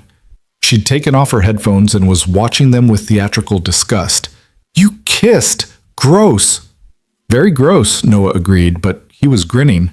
The grossest. Are you guys dating now? Like boyfriend and girlfriend? Noah looked at Maeve, the question real beneath the humor. I guess that depends, Maeve? Yes, she said, surprising herself with the certainty in her voice. Yes, we are. Isabella squealed, launching herself at both of them, forcing a group hug that was awkward and perfect. This is the best day ever. We're like a family now. Over her head, Noah met Maeve's eyes, and she saw her own fear and hope reflected there. They were crossing a line. There would be consequences. Her father's disapproval, media attention, complications neither of them could fully anticipate. But looking at Noah's smile, at Isabella's joy, at this strange, broken, perfect thing they were building together, Maeve knew it was worth it. Whatever came next, they'd face it together. And for the first time in 3 years, that was enough. The statement Grant Collins issued 2 days later was clinical, carefully worded by lawyers, and just warm enough to deflect criticism without actually expressing approval. He acknowledged that his daughter was an adult capable of making her own choices, that Noah Reyes was a hardworking single father, and that while he had natural paternal concerns, he respected Maeve's autonomy. The press coverage didn't disappear entirely, but it shifted, less predatory, more curious. The photographers who'd camped outside Noah's shop gradually dispersed. The CPS investigation was quietly dropped, the complaint deemed unfounded, but the damage lingered. Noah's business had lost 3 regular customers who didn't want to deal with the drama. Isabella had been asked uncomfortable questions at her new school by kids who'd overheard their parents gossiping, and Maeve discovered that being public about their relationship meant every outing, every touch, every moment was subject to scrutiny and judgment. They tried to live normally anyway. Noah still worked impossible hours at the shop, though he started coming home for dinner more often. Maeve began volunteering at Isabella's school, helping with the after-school reading program, slowly rebuilding the confidence to be around people. Isabella thrived with the extra attention, her drawings now featuring 3 stick figures instead of 2. Her family, she called them, complete with labels in careful 7-year-old handwriting. 3 weeks after Grant's statement, on a Tuesday evening, Maeve was helping Isabella with her homework at the guest house kitchen table when Noah's phone rang. He was at the stove stirring pasta sauce he'd spent the afternoon perfecting, and he glanced at the screen with a frown. "Unknown number," he muttered, but answered anyway. "Hello?" Maeve watched his expression shift, confusion to shock to something that looked like physical pain. He gripped the counter edge, knuckles white. "When?" he asked, his voice hoarse. "Where?" A pause. "I understand. No, I won't. Thank you for letting me know." He ended the call and stood frozen, staring at nothing. "Dad?" Isabella said, looking up from her math worksheet. "What's wrong?" "Nothing, baby. Just work stuff." But his voice was hollow, and when he moved to turn off the stove, his hands shook. "Isabella," Maeve said gently, "why don't you go pick out a book for reading time? I'll be up in a few minutes." The girl hesitated, looking between the 2 adults, then slowly gathered her papers and headed upstairs. The moment her door closed, Noah's careful composure cracked. "That was a hospital in Seattle," he said quietly. "My ex-wife, Elena. She's been in an accident, critical condition." Maeve's breath caught. "Oh, God. Noah, I'm so sorry." "They only called because I'm still listed as her emergency contact. She never changed it, apparently." He laughed, but it was broken. 2 years. 2 years of nothing. No calls, no visits, no child support. Isabella asks about her sometimes, and I never know what to say. And now, what are you going to do? Noah finally looked at her, his eyes lost. "I don't know. Part of me thinks I should go. She's Isabella's mother. If something happens and I didn't at least try to be there..." He broke off. "But she abandoned us. She chose to leave. Why should I drop everything now?" Maeve moved to him, took his hands. "Because you're a better person than she was. And because Isabella might need closure, whether Elena recovers or not. You're saying I should go to Seattle. I'm saying you should do whatever feels right, and that whatever you choose, I'll support it." Noah pulled Maeve into his arms, holding tight, and she felt him trembling. They stood like that for a long moment, the pasta sauce cooling on the stove, the half-set table forgotten. "I can't take Isabella," Noah said finally. "She doesn't need to see her mother like that. In a hospital. Maybe dying." "Then leave her here, with me. I'll take care of her. For how long? I don't know how long I'll be gone. However long it takes." Maeve pulled back enough to see his face. "She'll be safe, I promise. Your father, we'll deal with it. This is important. Family is important. Even complicated family."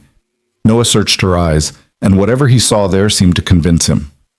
"Okay, I'll leave first thing tomorrow. Drive up, see what's happening, figure it out from there." They told Isabella together after dinner. The girl took it better than Maeve expected, though her face went very still when Noah mentioned her mother. "Is she gonna die?" Isabella asked, her voice small. I don't know, baby. That's why I need to go check on her. Do I have to go? No. You're going to stay here with Maeve. Is that okay? Isabella looked at Maeve, then back to her father. Will you come back? The question broke Maeve's heart. This child who'd been abandoned once, now watching her father leave, even temporarily. The fear in her eyes was raw and real. Of course I'm coming back, Noah said, kneeling so they were eye level. I will always come back to you. You're my whole world, nothing changes that. Not distance, not your mother, nothing. Understand? Promise? I promise. Cross my heart. He made the gesture, and Isabella did it back, their private ritual. That night, after Isabella was asleep, Noah packed a small bag. Maeve sat on his bed, their first time in his bedroom, and the intimacy of it felt both natural and overwhelming. She watched him move through the space, grabbing clothes and toiletries, his movements mechanical. I'm scared, he admitted, sitting beside her, not of seeing Elena, of what it might stir up. Feelings I thought I'd buried, anger, definitely, but maybe other things too. That's normal. She was your wife. You loved her once. I did, before she became someone I didn't recognize, someone who could walk away from her own daughter without looking back. Noah rubbed his face. What if she asked to see Isabella? What if she survives and decides she wants back in our lives? Then you'll deal with it. Together, you and Isabella. Maybe me too, if you want. I want. Noah took her hand. These past few weeks with you have been the closest thing to happiness I've felt in years. Isabella's thriving. I'm actually sleeping through the night. We're building something real, and I'm terrified this is going to blow it all apart. It won't. We're stronger than one phone call. Are we? We've been together, a month? And most of that has been dealing with your father's objections and media circuses. Exactly. If we can survive that, we can survive anything. Noah pulled her close, kissed her temple. Stay with me tonight. Just sleep. I just need to not be alone right now. Okay. They lay together on top of the covers, fully clothed, Maeve's head on Noah's chest, listening to his heartbeat gradually slow to something resembling calm. She'd never spent the night with anyone. The fire had happened before she'd had the chance to navigate dating or intimacy. Being here in Noah's arms felt both frightening and perfectly right. Maeve? Noah's voice was soft in the darkness. Yeah? Thank you for all of this. For taking care of Isabella. For not running when things got complicated. I'm not going anywhere. Even if Elena survives and wants to be part of Isabella's life again? Even then, though fair warning, if she hurts that little girl again, she'll have to deal with me. Noah's chest moved with quiet laughter. Fierce, I like it. They fell asleep like that, tangled together, holding on to each other against whatever was coming. Noah left before dawn. Maeve walked him to his truck, Isabella still sleeping upstairs. The sky was just beginning to lighten, Portland spread below them in the valley, lights twinkling like fallen stars. Drive safe, Maeve said. Text me when you get there. I will. Noah kissed her, longer this time, like he was memorizing the feeling. Take care of my girl. With my life. She watched him drive away, the truck's taillights disappearing down the winding driveway. When she turned back to the guest house, Grant Collins was standing on the main house steps, coffee in hand, watching her. They hadn't spoken much since his statement. He'd kept his distance, observing from afar, making no further moves against Noah. Now, in the early morning quiet, he approached. He's gone to Seattle, Grant said. It wasn't a question. Of course he knew. He probably had people monitoring everything. His ex-wife is in the hospital, critical condition. And he left his daughter with you. Yes, she's staying with me until he gets back. Grant sipped his coffee, considering. That's a lot of responsibility. A 7-year-old child. I can handle it. Can you? You barely leave the estate except to be with them. You haven't worked, haven't pursued any goals beyond this relationship. What happens when he realizes you've built your entire world around him? That's not healthy, Maeve. The criticism stung because it carried a grain of truth. She had built her life around Noah and Isabella. but not out of dependence, out of finally having something worth building toward. I'm volunteering at Isabella's school 3 days a week, Maeve said. I'm taking online classes again. Real ones, not the half-hearted attempts from before. I'm applying to community college for the spring semester. I'm building a life, Dad. It just includes them now. Grant's expression softened slightly. Community college, not the university? Not yet. I need to ease back in, rebuild confidence. Community college is a good start. What will you study? I don't know yet. Maybe education, maybe child development. Maybe I'll hate it and switch to something else. But at least I'm trying. Her father nodded slowly, and Maeve saw something she hadn't expected: pride. Your mother would be pleased. She always said you needed to find your own path, not the one I laid out for you. I miss her, Maeve said quietly, especially now. She'd know what to say about all of this. About Noah and Isabella, about me trying to figure out who I am after the fire. She'd say you're braver than you know, and that scars make you real, not broken. Grant's voice cracked slightly. She said that to me once, about my own scars, the ones no one could see. It was the most vulnerable Maeve had ever heard her father sound. She wanted to press, to ask about his pain, but he cleared his throat and straightened, businessman mask sliding back into place. The child, Isabella. She's welcome in the main house if she needs anything, and if you need help, ask. I may not approve of this situation, but I'm not going to let my granddaughter... He stopped, caught himself. I mean, not going to let a child under my roof go without proper care. He'd almost called Isabella his granddaughter. The slip was revealing, tender, quickly covered, but real. Maeve felt warmth spreading through her chest. Thank you, Dad.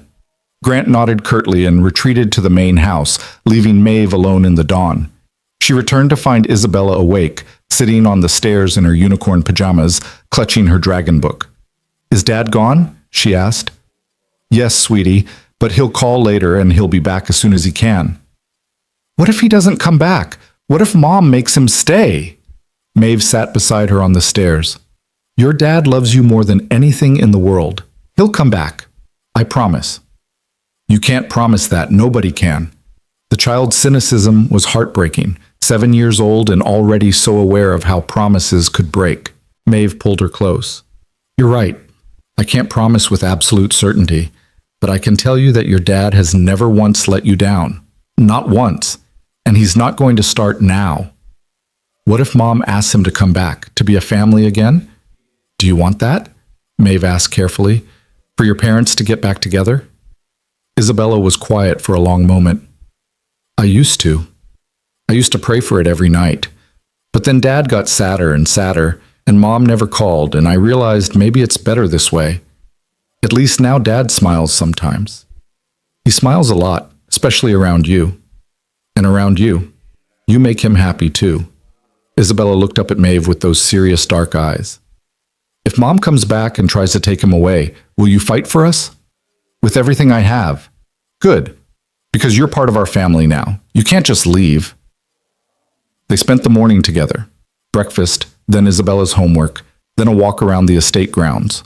Maeve showed her the gardens her mother had planted, the greenhouse where exotic orchids grew, the small pond with koi fish that were probably worth more than Noah's truck. Isabella was delighted by all of it, asking endless questions, touching everything with careful curiosity. They were feeding the fish when Grant appeared again, this time with his tablet. Isabella, he said formally, would you like to see some pictures of when Maeve was your age? The girl's face lit up. Yes! They settled on a bench, Isabella between them, as Grant scrolled through digital photos. Maeve hadn't seen many of these, childhood pictures her father had scanned and archived. There she was at 7, gap-toothed and grinning, holding a science fair trophy. At 8, covered in mud after helping her mother plant trees. At 9, serious and focused, reading a book that was definitely too advanced for her age. You look happy, Isabella observed. Before the fire, I mean. I was, Maeve said, most of the time. Do you think you'll be that happy again? Maeve glanced at her father, then back at Isabella. I think I'm getting there, thanks to people like you. Grant cleared his throat.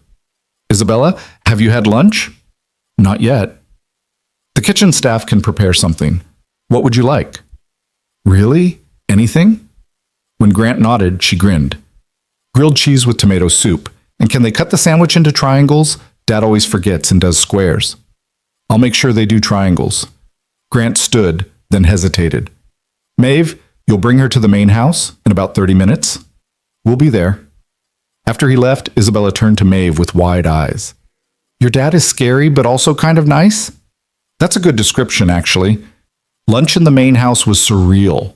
The formal dining room had been set for 3, Grant at the head, Maeve and Isabella on either side. The staff brought out perfect grilled cheese cut into perfect triangles, soup that was clearly homemade and probably cost more per bowl than a restaurant meal.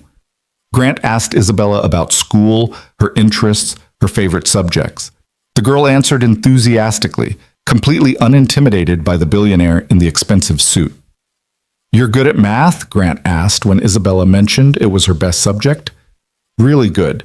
Dad says I get it from him. He can do engine calculations in his head. Useful skill.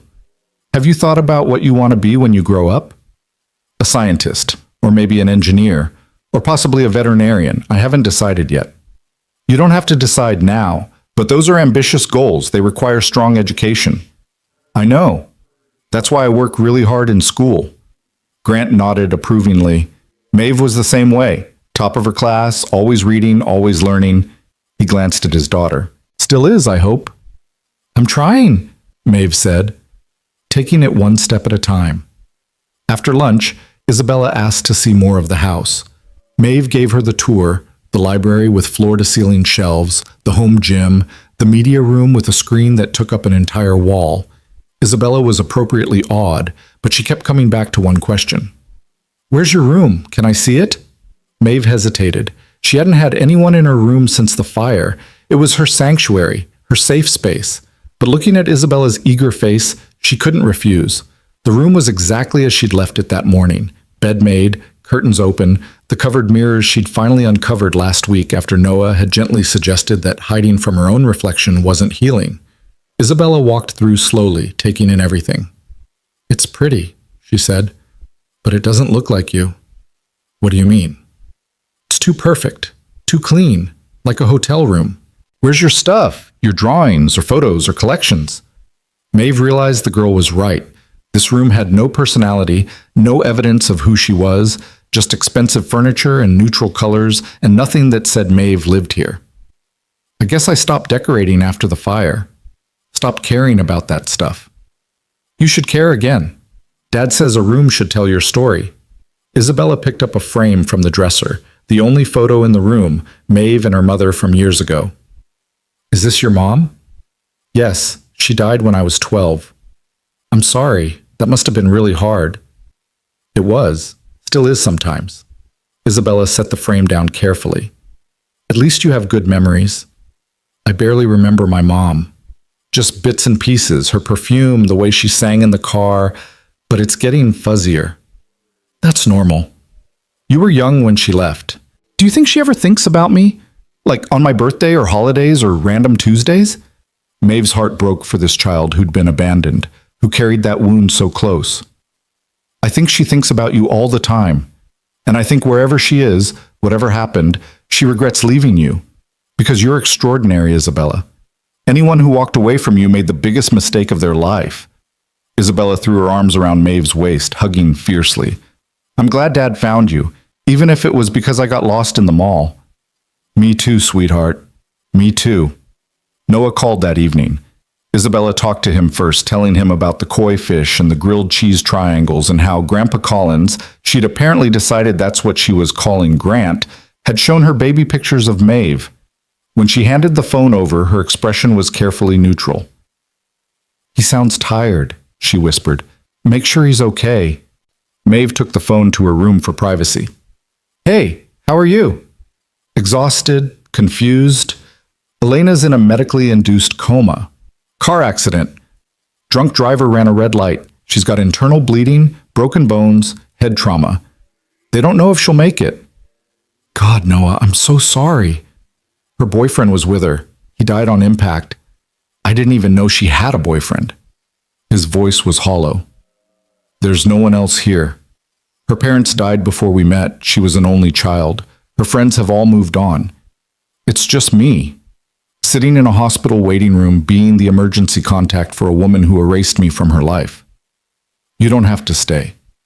I do, though, because if she wakes up, someone should be here. And if she doesn't, he trailed off. Isabella asked about her last month, wanted to know why her mother didn't love her enough to stay. I told her that her mother's leaving had nothing to do with how lovable Isabella was, that sometimes adults make terrible choices and kids get hurt through no fault of their own. But how do I explain this? If Elena dies, how do I tell my daughter her mother is gone forever? The same way you've explained everything else, with honesty and love.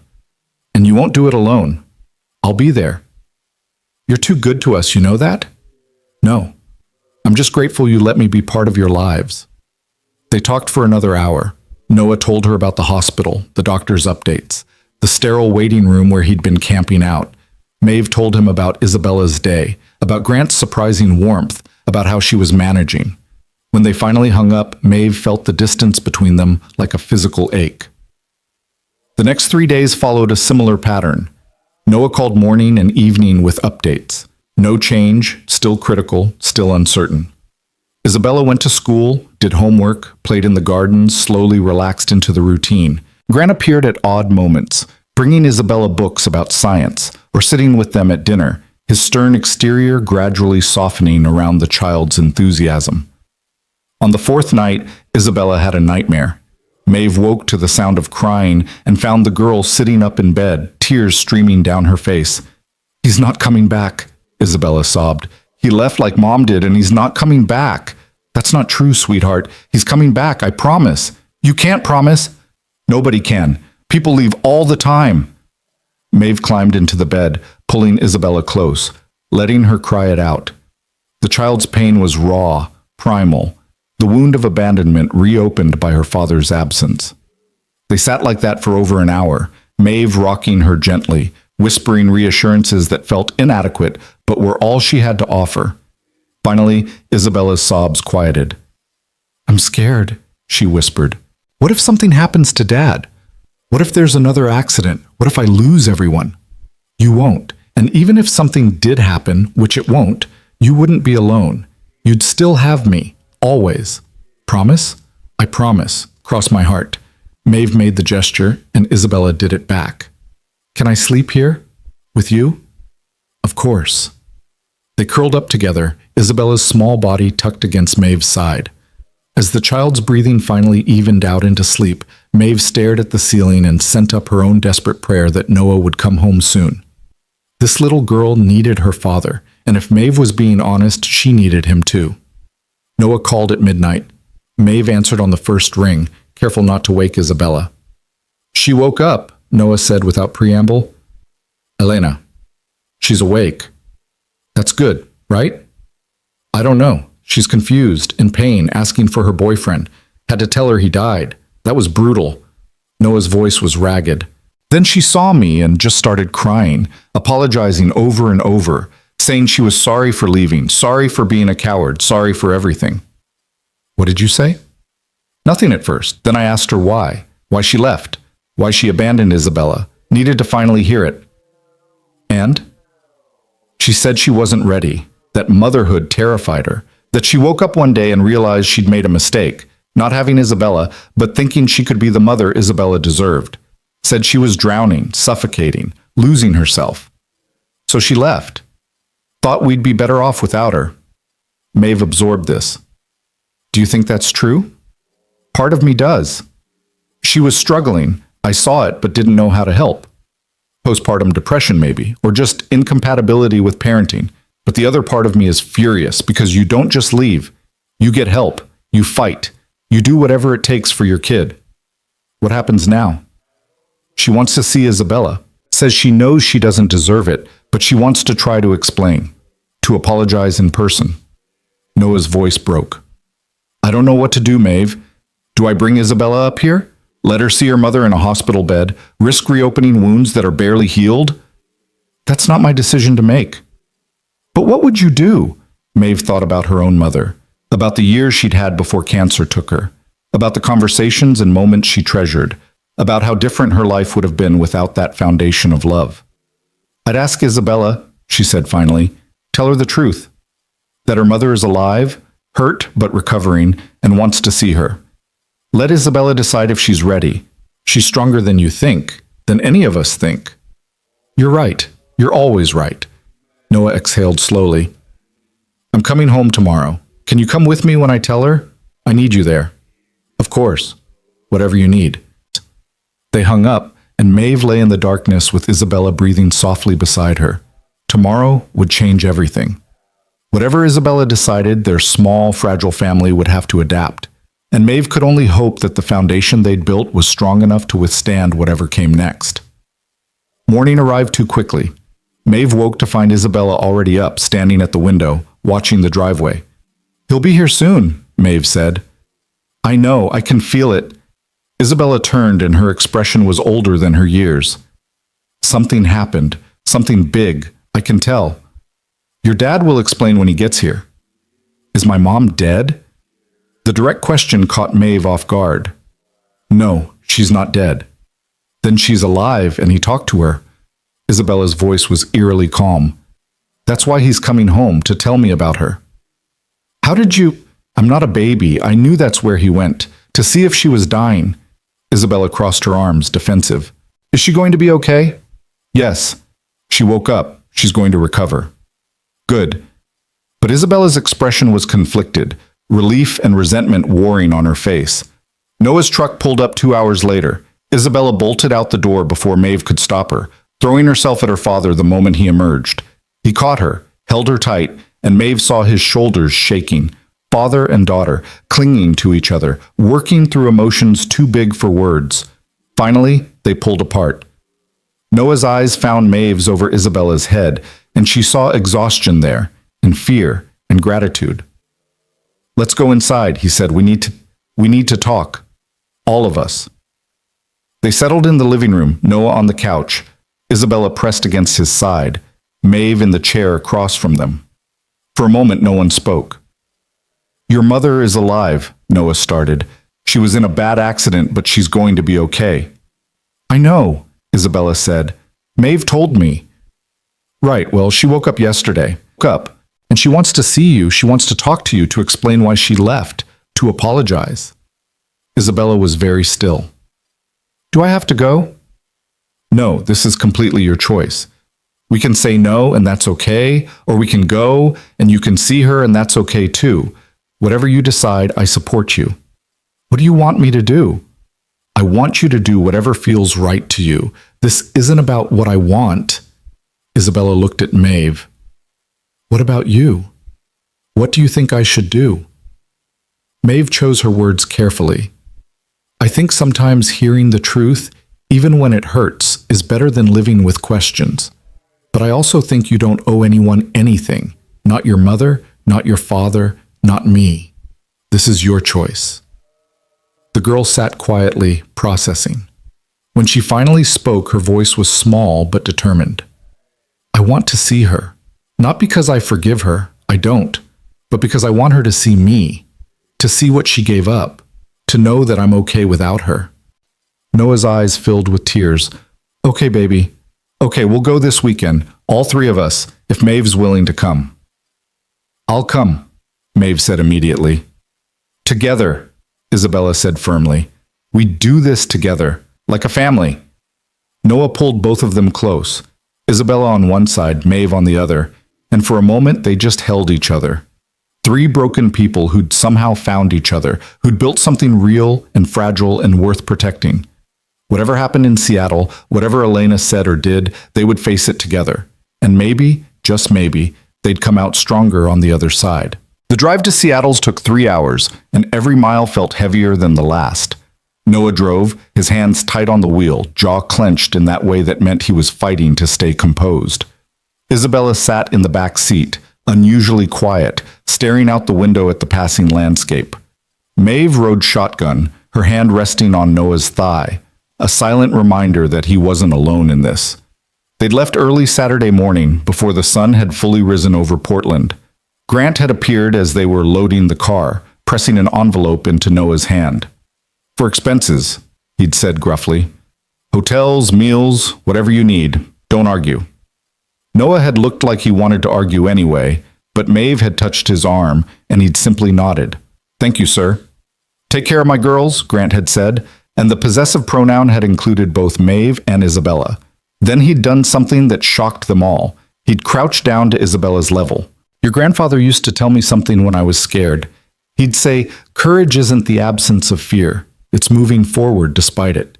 You're very courageous, young lady. Isabella had thrown her arms around his neck, and for a moment Grant Collins, billionaire, businessman, man who'd spent 3 years unable to look at his own daughter, had simply held a 7-year-old and let her be scared. Now, halfway to Seattle, Isabella finally spoke. What if she tries to take me away, to keep me with her? Noah's knuckles went white on the steering wheel. That won't happen. She signed away custody. Legally, she has no claim. But what if she fights it? What if she says she's better now and wants me back? Then we fight back, Maeve said, turning to look at Isabella. And we win because you belong with your dad, with us. What if I want to stay with her? Isabella's voice was barely audible. Not because I love her more, but because I want to know what it's like to have a mom. The question hung in the air, painful and honest. Noah pulled off at the next exit, parking in an empty rest stop. He got out, opened the back door, and climbed in beside his daughter. Listen to me, he said, taking her small hands in his.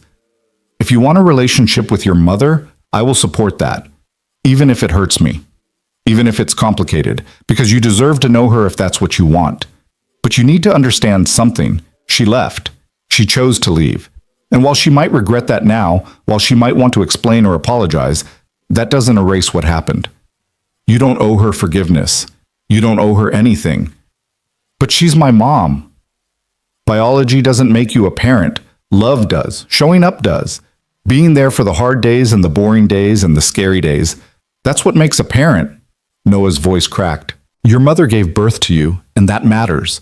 But Maeve, he glanced at her, and Maeve felt her heart stop. Maeve has shown up every single day since we met her. She's been there for you without obligation, without being asked, just because she cares. That's what family looks like. Isabella looked at Maeve through the gap between the seats. Are you going to be my mom? Like, officially? Maeve's breath caught. They hadn't talked about this, about the future, about labels, about what they were building beyond the immediate moment. She looked at Noah, saw the question in his eyes too, the vulnerability. I want to be, Maeve said honestly. If that's what you want, if that's what your dad wants. I can't replace your biological mother, but I can love you like you're mine. I already do. Isabella unbuckled her seatbelt and climbed through to the front, somehow contorting her 7-year-old body to hug Maeve over the center console. I want that. I want you to be my mom. Noah reached forward, his hand covering both of theirs. Then that's what we'll work toward. No rush, no pressure, but that's the direction we're headed. The three of us. They sat like that for a long moment, an awkward tangle of bodies and emotions in a parking lot off I-5. When they finally pulled apart and got back on the road, something had shifted. They weren't just three people thrown together by circumstance anymore. They were choosing each other, actively, consciously, deliberately. The hospital was cold and sterile, smelling of disinfectant and despair. Noah checked in at the desk while Maeve stayed with Isabella in the waiting area. The girl was pale, her hands shaking slightly. You don't have to do this, Maeve reminded her. We can turn around right now. No, I need to. I need to see her and know that I'm okay without her, that we're okay. Noah returned and a nurse led them through a maze of corridors to the ICU. Elena was in a private room, propped up in bed, her left arm in a cast, a bandage wrapped around her head. She looked small and broken, nothing like the monster Isabella had probably built up in her mind. When they entered, Elena's eyes went immediately to Isabella. Tears started streaming down her face before she even spoke. Baby, she whispered. My baby, you got so big. Isabella stood frozen in the doorway, pressed against Noah's leg. Maeve stayed slightly behind, giving them space but ready to intervene if needed. Hi, Mom, Isabella said, her voice flat. I'm so sorry. I'm so sorry. Elena was sobbing now, ugly and real. I know that doesn't fix anything. I know I don't deserve your forgiveness, but I need you to know leaving you was the worst thing I've ever done. Not a day has gone by that I haven't thought about you. Then why didn't you call? Isabella's voice was stronger now, anger creeping in. If you thought about me so much, why didn't you ever call? Not on my birthday, not on Christmas, not ever. Because I was a coward. Because I thought you were better off without me. Because Elena's eyes flicked to Noah, then away. Because your father was doing such a good job, and I knew if I came back, I'd just mess everything up again. That's a bullshit excuse, Noah said quietly, and both Maeve and Elena looked at him in surprise. He rarely cursed in front of Isabella. You don't get to paint yourself as noble for abandoning your daughter. If you couldn't handle being a mother, fine. People struggle. But you don't disappear completely. You don't make a child think they weren't worth even a phone call. I know, you're right. I was selfish and scared and wrong. Elena turned back to Isabella. I don't expect you to understand. I just wanted to see you, to tell you that none of it was your fault. You were perfect, are perfect. I was the broken one. Isabella took a step forward, out of Noah's protective shadow. I used to think it was my fault. That if I'd been better, quieter, easier, you would have stayed. No. But Dad got me a therapist, and she helped me understand that adults make their own choices. That you leaving was about you, not me. Isabella's voice was remarkably steady. I'm not going to tell you it's okay. It's not okay. You hurt me really bad. You hurt Dad, and we had to figure out how to be okay without you. I know. But I'm here now because I wanted to see you, to know if you were real or if I'd made up how bad it was in my head. And now I know you're real. You left, and we survived. Isabella straightened her shoulders. We're actually good now, really good. I have friends at school, and Dad's shop is doing okay. And we have Maeve now. She's going to be my mom, the one who stays. Elena's gaze shifted to Maeve for the first time. You're Maeve Collins, Grant Collins' daughter. Yes. And you're with Noah? With them? I am. Elena studied her, the scars, the expensive clothes, the way Maeve stood protectively close to Isabella and Noah. Then they're lucky. Take care of them, please. I will. Isabella took another step forward, close enough now to touch the hospital bed. I hope you get better, I do, but I don't think I want to see you again. Not for a while. Maybe not ever. I need to think about it. I understand, Elena whispered. Goodbye, Mom. Goodbye, Isabella. I love you. I always have. Isabella turned and walked out of the room without looking back. Noah started to follow, then paused. He looked at his ex-wife, this woman he'd once loved, who'd given him his daughter and then shattered both their hearts. I hope you find whatever you're looking for, he said finally. I hope you get help, get healthy, build a life you can live with. But stay away from us. If Isabella wants to reach out someday, that's her choice. But you don't get to disrupt our lives again. We've moved on. I can see that.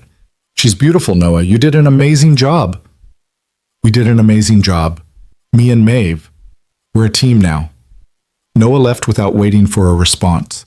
In the hallway, Isabella was sitting on a bench, swinging her legs, looking remarkably calm. Maeve sat beside her, an arm around her shoulders. You okay? Noah asked. Yeah. Actually, I think I am. Isabella looked up at him. She's smaller than I remembered, sadder. I thought seeing her would make me feel something big, but mostly I just feel nothing. Like she's a stranger who happens to share my DNA. That's okay. Whatever you feel or don't feel is valid. Can we go home now? I miss Grandpa Collins and the koi fish in my own room. Home. She'd called the estate home. Maeve felt tears prick her eyes. Yeah, baby, Noah said, his voice thick. Let's go home. They stopped for lunch on the drive back, a roadside diner with red vinyl booths and a waitress who called everyone Honan. Isabella ordered chocolate chip pancakes even though it was noon, and neither Noah nor Maeve had the heart to say no. She ate with enthusiasm, chattering about normal 7-year-old things, school projects and playground politics, and whether they could finally get that dog she'd been promised. "I never promised a dog," Noah protested, but he was smiling.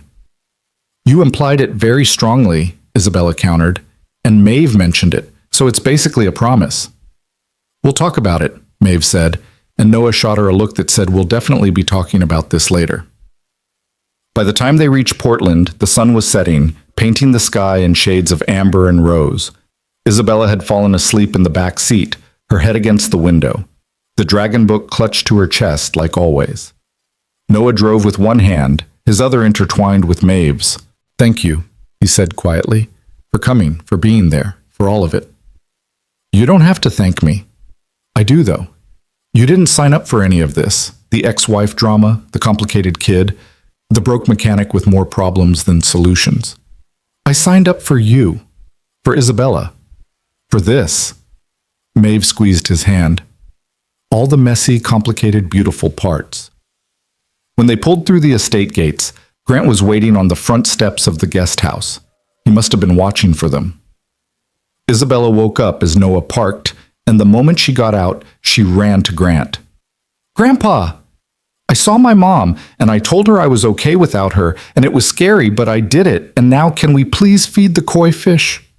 Grant looked startled by the enthusiasm, the easy affection, the grandfather title that had somehow stuck. But he nodded seriously. "Of course. Let's go feed the fish. You can tell me all about your day." He offered his hand, and Isabella took it, chattering away as they walked toward the gardens. Noah and Maeve watched them go. "Your father is good with her," Noah observed. "She's good for him, reminds him how to be human." They went inside the guest house, and for the first time in days, the weight of worry lifted. They were home, safe, together. Noah pulled Maeve close, just holding her, breathing her in. "Move in with me," he said suddenly. "Officially, not just helping out or being here during crisis. Actually move in, share this space, this life."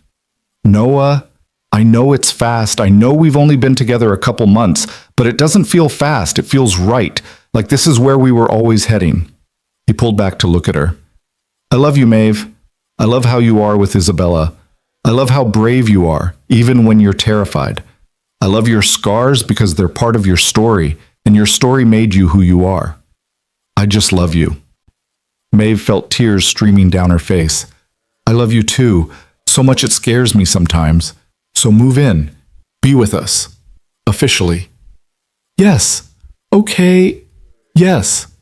Noah kissed her then, deep and real and full of promise. When they pulled apart, they were both grinning like idiots.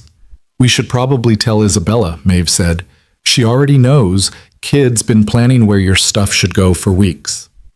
They spent the evening as a family, Noah cooking dinner while Maeve helped Isabella with homework, all three of them talking over each other, laughing at nothing, existing in that perfect domestic bubble.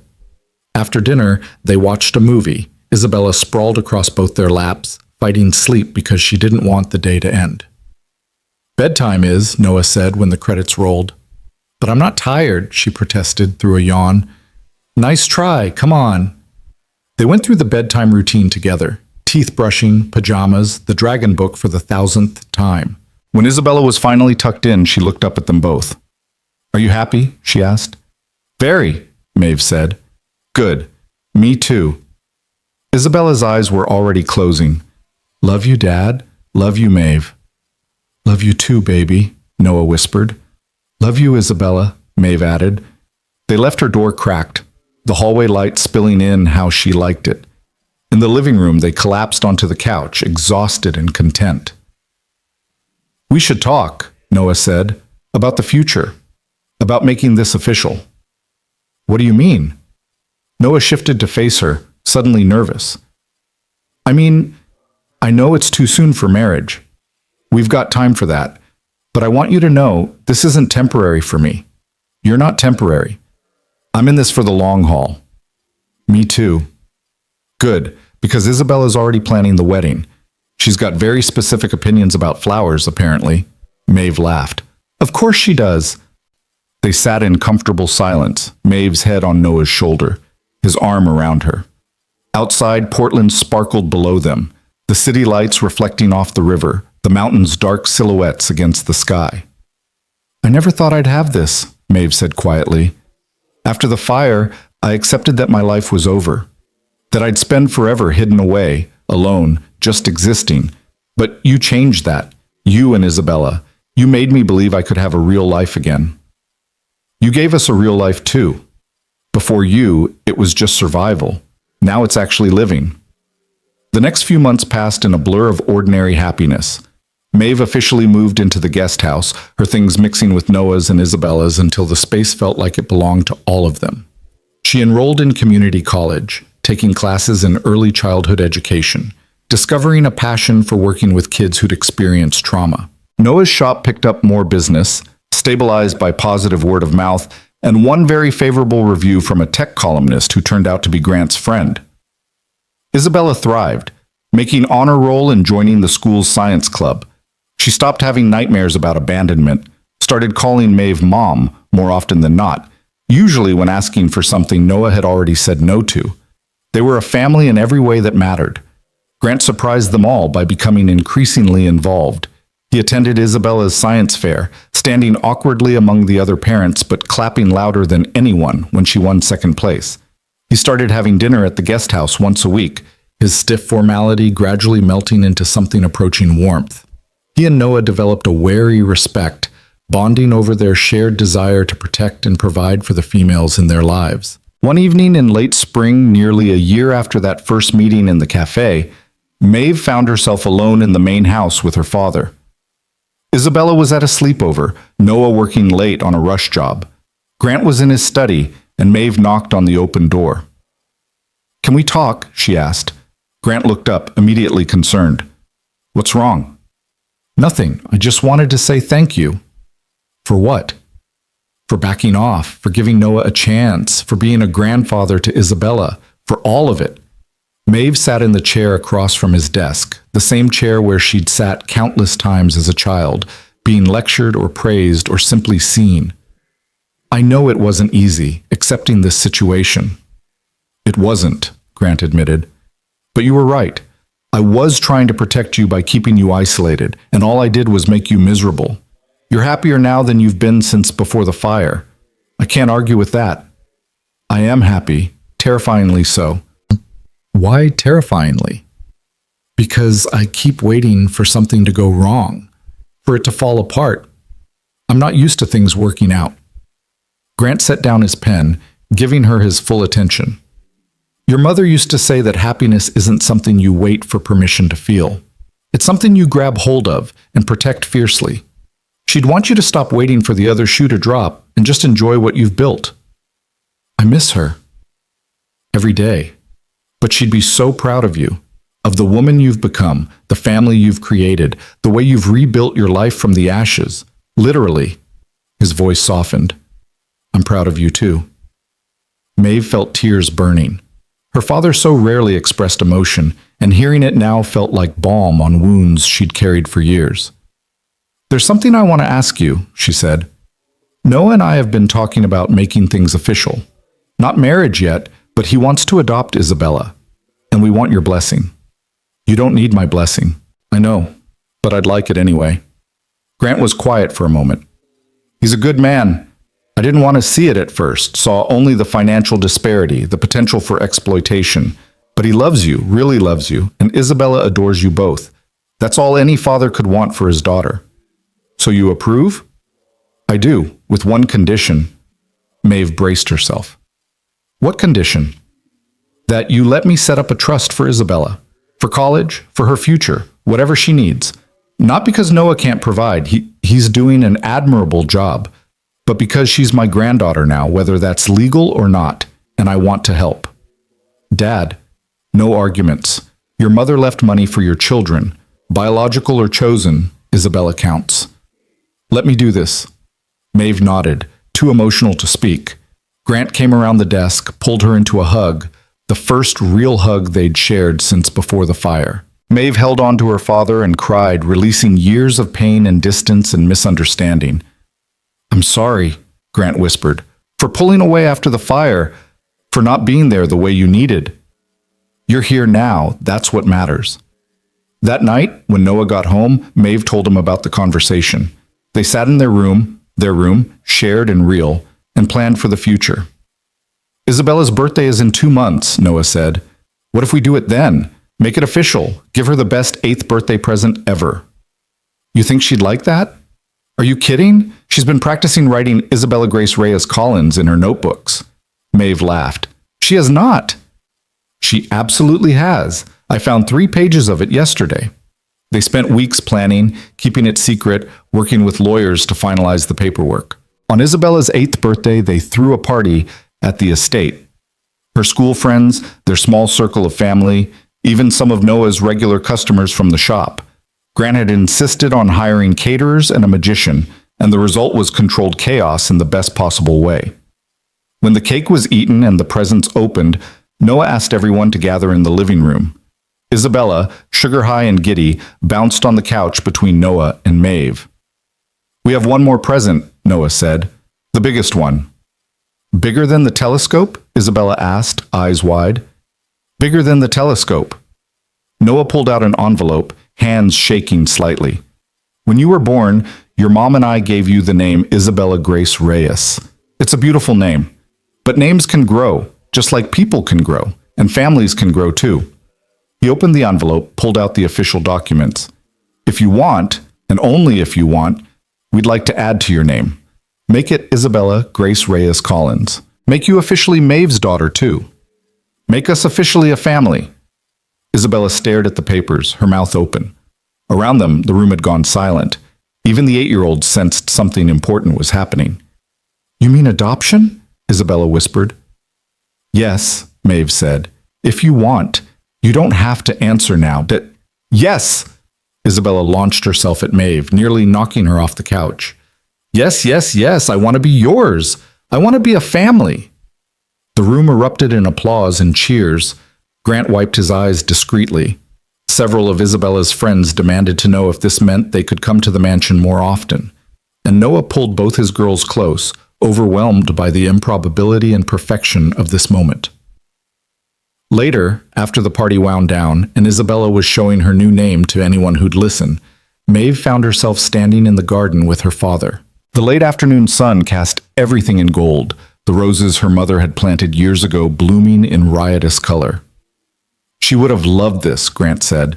Your mother would have loved Noah and Isabella, would have loved seeing you this happy. I wish she could have met them. Me too. But I think she knew, somehow, that you'd find your way to this. They stood together in comfortable silence, watching through the window as Noah and Isabella danced to music only they could hear, as the life Maeve had built continued its beautiful, chaotic unfolding. 6 months later, on a crisp October afternoon, Noah took Maeve hiking to a spot outside the city he'd discovered years ago. It was beautiful, a rocky outcrop overlooking the Columbia River Gorge, autumn colors painting the landscape in flame. They sat on the rocks, sharing water and granola bars, talking about nothing and everything. I've been thinking, Noah said casually, too casually. About how your last name is Collins and mine is Reyes, and Isabella has both now, but you and I don't officially share anything. Maeve's heart started pounding. Noah, I know we said we'd wait, but I don't want to wait anymore. He pulled a small box from his jacket pocket. This isn't fancy. It's not some huge diamond from a celebrity jeweler. It's just a simple silver ring with a sapphire, because you told me once that was your mother's birthstone. Noah, I'm not proposing, not yet, because I want to do that right, with Isabella there, probably with your father hovering nervously in the background. He opened the box. But this is a promise, that I'm going to propose, that I want to marry you, that I want to spend the rest of my life building this beautiful, messy, impossible thing we've created. Maeve took the ring with shaking hands. It was perfect. Not too big, not flashy, just beautiful. Like everything about Noah, it was honest and real. Help me put it on? She asked. Noah slid the ring onto her right hand, not the left, because this was a promise, not yet the official question. I love you, Maeve Collins. Scars and strength and everything in between. I love you too, more than I knew it was possible to love someone. They sat on that rock as the sun began to set. The gorge spread below them like a promise.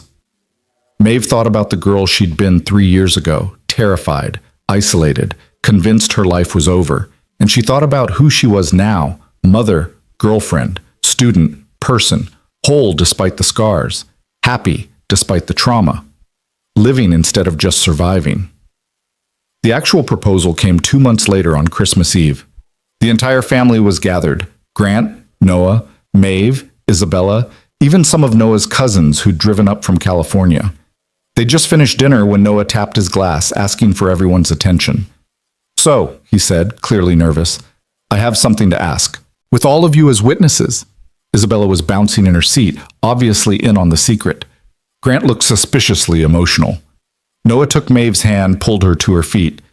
"A year and a half ago, I walked across a cafe to help a scared woman who needed someone to see her, not just her scars. I had no idea that woman would change my life, would become my best friend, my partner, my daughter's mother in every way that matters." He dropped to one knee and Maeve's vision blurred with tears. "Would become the love of my life. Maeve Collins, will you marry me?" The ring was different this time, the one from the promise ring, but reset, enhanced, made official. Maeve looked at it, at Noah's hopeful face, at Isabella's excited expression, at her father's soft smile. "Yes," she said, her voice breaking. "Yes, absolutely yes." Noah stood, swept her into his arms, kissed her while their family cheered, and Isabella shouted, "I told you she'd say yes!" Grant popped champagne, the expensive kind he'd been saving, and they toasted to the future, to family, to second chances and hard-won happiness. The wedding was small, held the following June in the estate gardens. Isabella was the maid of honor, taking her duties very seriously, managing Maeve's train with the concentration of a surgeon. Grant walked Maeve down the aisle, his arms steady, his eyes bright with unshed tears. Noah stood at the altar in a suit that probably cost a month's shop earnings, looking at Maeve like she was the most beautiful thing he'd ever seen. They wrote their own vows. Noah promised to always see her, to never let her hide, to love every scar and story that made her who she was.